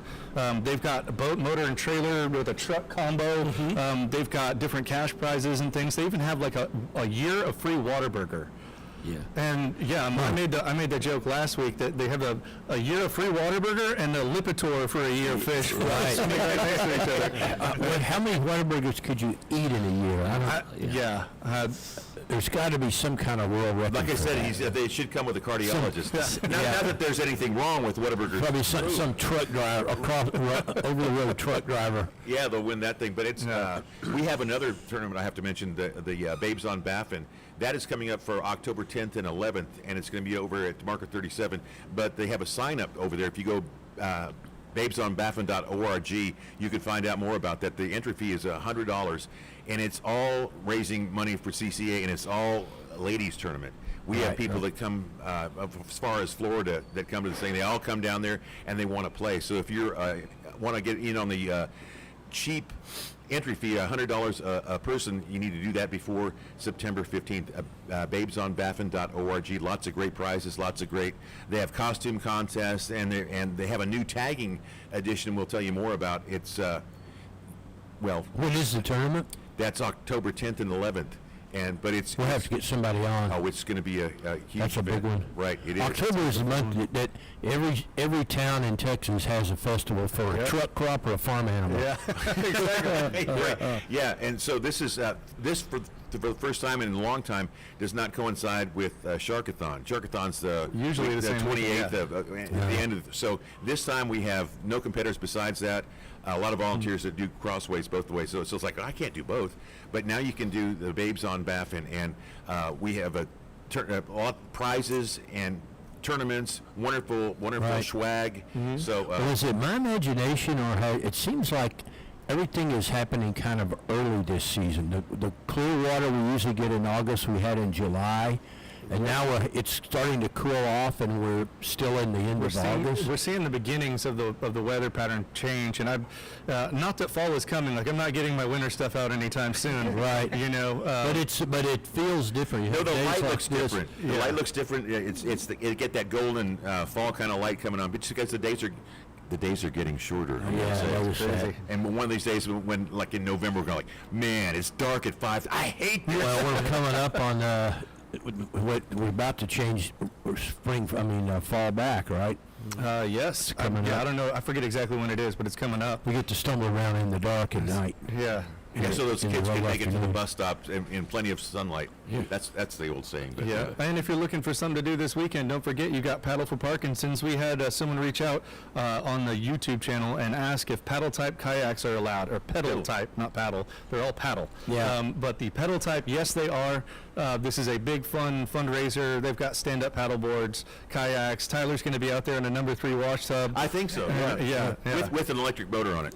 Well, no motors and no sails, but everything else is. Okay. Well, if it was a race, the paddle kayaks would They go. win. They haul. They haul. I hate to tell you that, but I had a 15-foot kayak that was like you go as fast. You go 4.5 knots and that, and you're paddling as fast as you can. Yeah. And this guy's over in like a 9-foot, one of those Hobies, passing me up and like with both hands, like fishing at the same time. I thought, dang, I gotta get one of those. So Well, so Ronnie, we've been joined by Ronnie Narmore, and we have on Saturday the first annual Belt Sander Invitational Championship. Right? do you have any people that actually came down here early for that? Me. Well, you're always here. The Moon Monkey's going to run. That's right. Where everybody else is running for second place, right? Do you have like Top Fuel and Blown? It's a super edition, whatever you want to have. different It's like- categories. There's only 2 rules. It's got to fit on the track, and it's got to be electric. That's it. No turbos. Yeah. Okay. That's interesting. So what's the, for a while, weren't people, they were going after these really, like, random Chinese belt sanders that had super torque and, you They don't make those Chinese ones anymore, so everybody was trying to reverse engineer them. Yeah. You know, I have never. That would be the Winter Texans. Right. I have never brought it up and showed you, but I have that I inherited from my father, an old Craftsman. This thing is made of like pot steel. Yeah. And the torque on this thing is incredible. I mean, when you're not ready, It jumps out of your hand. first of all, it weighs about 5 pounds. When you hit it, if you're not ready for it, it flies. And I said, I ought to bring should this race thing it. up there and see what it would do, because they just don't make them like this anymore. This Right. is old. His father probably had it. Do This they thing- put the heavy grit for this more thing- traction? Or Yeah. I know they're not using fines. Because I've done belt, I've stripped Yeah. floors with this thing with Yeah. grit paper on it know. without pressing it. You just kind of turn it on and you don't even apply pressure. We would Just- sell all that stuff at Ace Hardware on the island. And they Yeah, they come use by. it's the kind with the big chunks of. Yeah, it's the yeah. heavy grit. Yeah, because for more, it's like having. It's like you it get- blew. It was the blue paper. It's not even like sandpaper. It's grit paper. It's different. Yeah. So they'll have a full house at the Gaff Saturday afternoon. That's the plan. But they only go to see those belt sanders crash though. Yeah. Well, luckily no one's riding the belt sanders. Well, the first time we ran We should get a little monkey, the little Capuchin monkeys. well, Maybe and put them on the boat. Get 'em on the ride. Little cowboy hat and everything. Well, this is Port Aransas, Stevie. They'll find some way to race the monkeys. I know. right. So they've been doing that for 20 years. Back when I took over the Moon, they were in 2007, they were doing it. They've been doing it for a while. I think that must have come. That the idea must have come during cocktail hour one time when somebody was bored. Like, hey, I bet Two mine guys will go- had started bragging about their belt sanders. And I there got you a- go. I got a, somebody built the track. I got a half-horse Craftsman here that'll go faster than yours. Oh yeah. Well, they used to. I had a friend years ago that they would break the motor down and rewind the copper wire, somehow reversing something. And they would get AM radio on it too. Yeah, probably, right. Yeah. Keep it ready for your pacemaker. We had another guy a couple of years ago put 2 router motors on it, and you had to sync them up very carefully so that because they were really And he would high-strung. take off in a hurry. Yeah. But the belt sanders could catch him at the finish line. he would hit top speed, and then he would kind of peek out, and the belt sander could clip him at the wire. He just couldn't beat the quarter mile. What else you got going this weekend, Ronnie? You got bands coming in? Who do we have this weekend? Did you find a home for your Cajun band on Friday night? I did not. Gerald De La Fosse, the son of John De La Fosse, and brother of Gino De La Fosse. These are So if anybody needs a Cajun band Friday night, call Ronnie. He's got one in his pocket. Oh yeah. They're great too. Aren't they? They're playing a couple of places in Port A this weekend, aren't they? Roosevelt's at the Tarpon Inn and the Black Marlin, I believe. Who's at the Sip Yard? Do you know? Shipyard they get the is big rocks. Brett Axelson, right?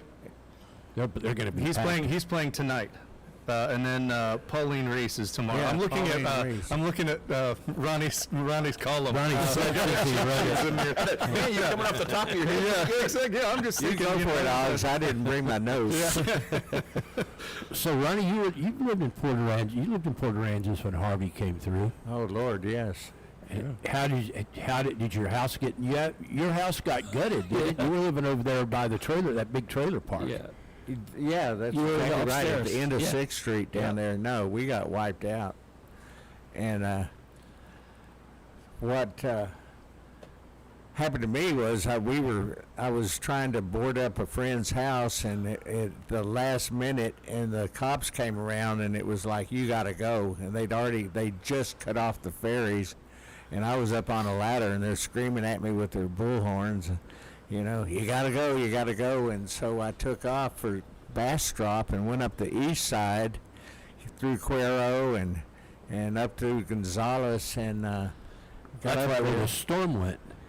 Exactly. Yeah, it's like a reverse evacuation. That's what I wrote in my column this week. Was, don't follow me. I'm lost. I turned back around. I hit the eye of the storm in Cuero again. Yeah. As I was coming back to town. I was Ronnie evacuation. I was plan. telling my wife. She was like, so when we run from the storm, where do you want to go? And I was like, we're not going to Houston to the rest of my family. Right. It's guaranteed to flood there. Well, you know, a lot of people here will run down to the Rio Grande Valley. Yeah. I never did that because if the storm turns, you can't really run into Mexico anymore. So you just get You can trapped. head inland, head up to Laredo, I guess. But we would always go down to Boca Chica because we were surfing. So if we weren't here surfing, we were down there. Right. And it's always fun. I've been out on Packery Channel when storms hit, and it starts closing out. Right, there's a certain period where the surf is just amazing and it's a blast. Yeah. Groundswell coming in, chest to head high, great rollers, and then it just starts foaming out and gets we call it victory at sea at that point. It just gets crazy, and that's when it does really start getting dangerous. Yeah. See a lot of people get wiped out on the jetties, and they're just out walking. Right. You know, waves crashing 2 foot over the top of the jetty. You got to hold onto the rail just to get out there, and people start trying to walk out there with their dogs to watch stuff, and I'm like, no, don't bring the dog. Right. It's pretty wild. So a couple other quick things that I wanted to touch on that you wrote in around the Islanddale. We've had people ask about the Blue Islanders stickers. Yeah. They think it gets them back on the island after a hurricane. Yes, that's all they get you is vanity. That's all they are right now. It doesn't even count for parking. It's just a vanity sticker. It used to be that it would allow you to park at the boat ramp. Boat ramp, right. But then people were buying them by the stack and giving them away as stocking stuffers for Christmas to their friends in town. So the boat ramps were getting crowded and people were complaining. So now they're basically just there to To do nothing at all. Yeah, no. You pay whatever it is. It used to be $5. I think it's $7. Because now you have to have a sticker for your car and a sticker for your trailer. For your trailer, yeah. So that you see those, and there was. And now they're yearly. It's not a one-time talking thing. earlier about getting back on the island after Harvey, and people were trying that. See, I got a sticker. Well, it didn't matter. They wouldn't let you in if you. But same way, Port Aransas. We got into Port Aransas pretty quickly. Yeah, we had ends. It was back when Keith was mayor, wasn't it? Yeah, it was. And he pulled some strings for us. with our little old Island Moon business cards. It's like, Yeah. press.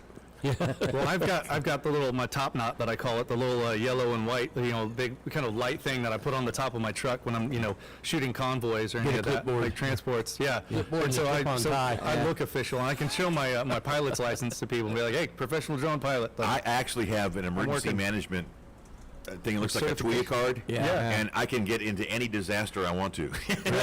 yeah. I can't cause it, but I can go into I have my disaster. press pass from the H. Ross Perot presidential campaign. I don't know if that would get me in there or not. Well, tell me about it. I'm all ears. Well, and so, Well, yeah. So jump into one other topic before we start getting too late in the show. I know, unfortunately, we had another death on 361 caused by a head-on collision, and I was talking with some guys, getting some details about that earlier, and it was just horrible. Our hearts go out to the families and everybody involved. It's just a bad thing. And my friend was asking, what do we know about getting some Jersey barriers or something, or even lighting on 361? There's a problematic. Lighting is coming. According, Tide Hunter's got that. That's in the works. I don't know what the status of it is. There was a public hearing about, I'm going to say 2 years ago, maybe not quite that long, over at Island in the Sun Church, when they'd gotten the right-of-ways, and they started that process going, and they're doing the environmental impact study right now. It's kind of like the Ted Mandel Causeway. You do 3 years of environmental, and then you do 3 years of planning, and then you start building. So they're saying, I made some calls this week, we're looking at probably 2030 before they actually start work there. And the Jersey barriers are problematic because you have exits and people coming and going. And there's also still some wetlands issues that have not been completely worked out. That changes all the time. The bar ditches at one point were wetlands, I think. And when I looked at the drawings when they had this hearing, the design changed at the city limits. And I never got a full story on why that was. But it's a work in progress. It's coming. The problem you get into is TxDOT works on average daily traffic load. And when you average it out over, you have some days in the wintertime when it's just a couple of winter Texans going 40 miles an hour down the road. Yeah. Then you have times in the summer when it's a bunch of crazy guys in pickups, bumper to bumper, going 90 miles an hour. What you usually say, build the church for Easter Sunday. Yeah, and that's the problem is our Easter Sunday numbers don't average out over the years. And there's also the issue of what to do between Packery Channel and SPID. That intersection that's complicated. It's part of that process, but it's not really part of that process. It's the city and the county and the state, and I don't know what's going to happen there. Well, it's not as it's not as difficult as people make it out to be if you just approach it, read the signs, look at the lines on the road instead of just coming flying out of the beach, all hopped up on whatever. Well, they used to and not knowing what lane to turn into and turning into turning into a lane going the wrong way. What I see happening all the time is people, all the Cinnamon Shores stuff looks the same. It's like, and they slow down and they slow down and they slow down looking for their they don't know which one to go in. Yeah, and it's. I mean, I can't blame them because it's like, well, where's that? You used to have. That's how you know that you're an islander is when you get behind those people, you're screaming at them, speed up, go, and then 2 minutes later you're going, slow down, you're going to kill everybody. It's scary. I totaled a car right there at the Pioneer, the same place that head-on casualty was the other day, and it's freaky. It's all it takes is one person trying to pass, and that's the danger. Well, we had the police chief. We were all together. I was playing at the back porch. He was there that day. He was there that day. You all were there that day. Yeah, I talked to him briefly. I watched him roll. I remember coming over. We were hanging out while I was on a break, and even when I finished, I hung out a while. Yeah. He left earlier than all of us did. He did. And then on the way home, we were all coming home. You saw the motorcycle. And you saw the motorcycle, and you went, "Oh, that was no!" Oh, that's right. I watched him roll out of the parking lot that day. I will never forget because Sunday afternoon. that was one of my Sundays to be there. Well, you used to make that drive late at night a lot. I did. It was especially when I was playing, when Ronnie hooked me up to do the open jam nights every Monday night. So I was usually up there 2 nights a week late, leaving at like 1 in the morning and coming down that road at like 1:30. Scary stuff. It's wild. Everybody be safe out there. We're going to jump to one last commercial break, and then we'll be right back to hand the show over to our buddy, the Mushroom Cloud of Truth, Eric Von Wade. We'll be right back, friends. It's the 20th season of the CCISD Game of the Week broadcast from Texas Sports Productions. Listen live each week right here on Retro Country 105.9 and 103.3. Brought to you by Facility Solutions Group, TLC Complete Care, Weavers and Jacobs Constructors, Corpus Christi Water, Nolan's Restaurant, AstroTurf Corporation, and Fulton Construction. The season kicks off Thursday night when Tolosa Midway visits Moody at Cabana Stadium. Friday night, a season opener for both as Loretto Nixon battles Ray at Cabana Stadium. Pregame starts at 6:45 right here on Retro Country 105.9 and 103.3. Are you ready to make your dream home a reality? Meet Miss Mortgage, Jenny Staff from All Western Mortgage.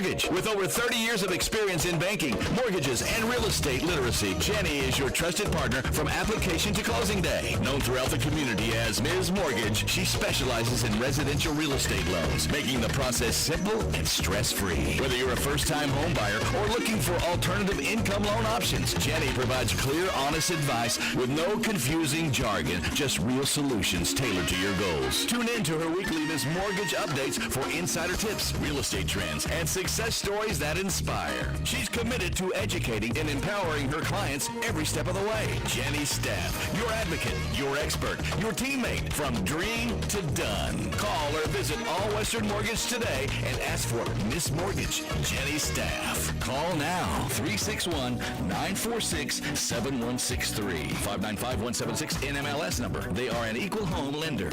Since 1966, Hicks Automotive Group in Corpus Christi has been your trusted family-owned dealership, offering the finest in Mercedes-Benz, Nissan, Subaru, and Infiniti vehicles. Commitment to our customers extends beyond offering superior quality luxury automobiles and service. Hicks Automotive Group proudly supports our community through contributions to the Coastal Bend Food Bank, Texas A&M University Corpus Christi, and Ronald McDonald House, just to name a few. Visit Hicks Automotive Group, 3102 SPID, and experience the excellence that has kept our community strong for over 60 years. Hicks Automotive Group since 1966. At the Port of Corpus Christi, we maintain a clear pathway for waterway commerce so that our customers can deliver goods and energy products to the communities who depend on them around the world. We work diligently to build and enhance critical maritime infrastructure and manage traffic 24 hours a day, 365 days a year. Thank you, Coastal Bend Region, for entrusting us with your most precious asset. I am terrible with trying to get Urban School District. There it is.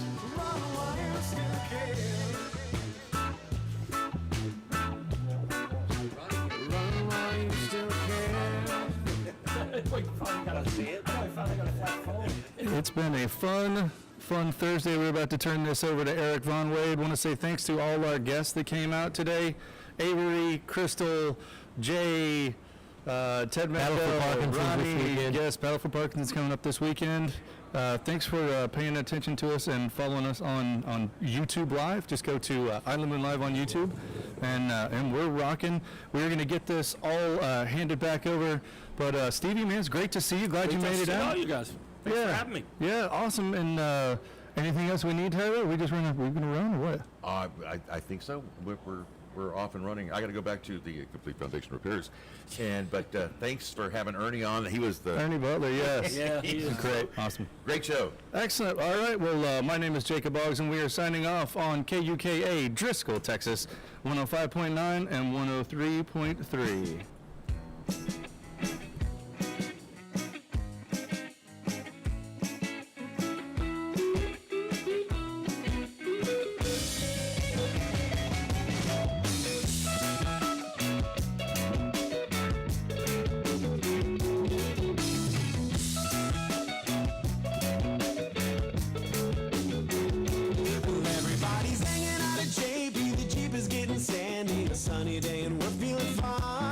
My girl is barbecuing weenies, shaking her bikini, nothing like the beach in July.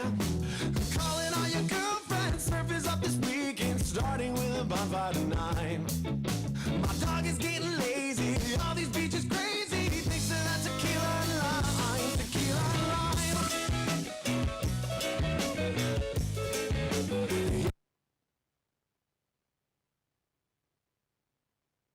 103.3 and available worldwide.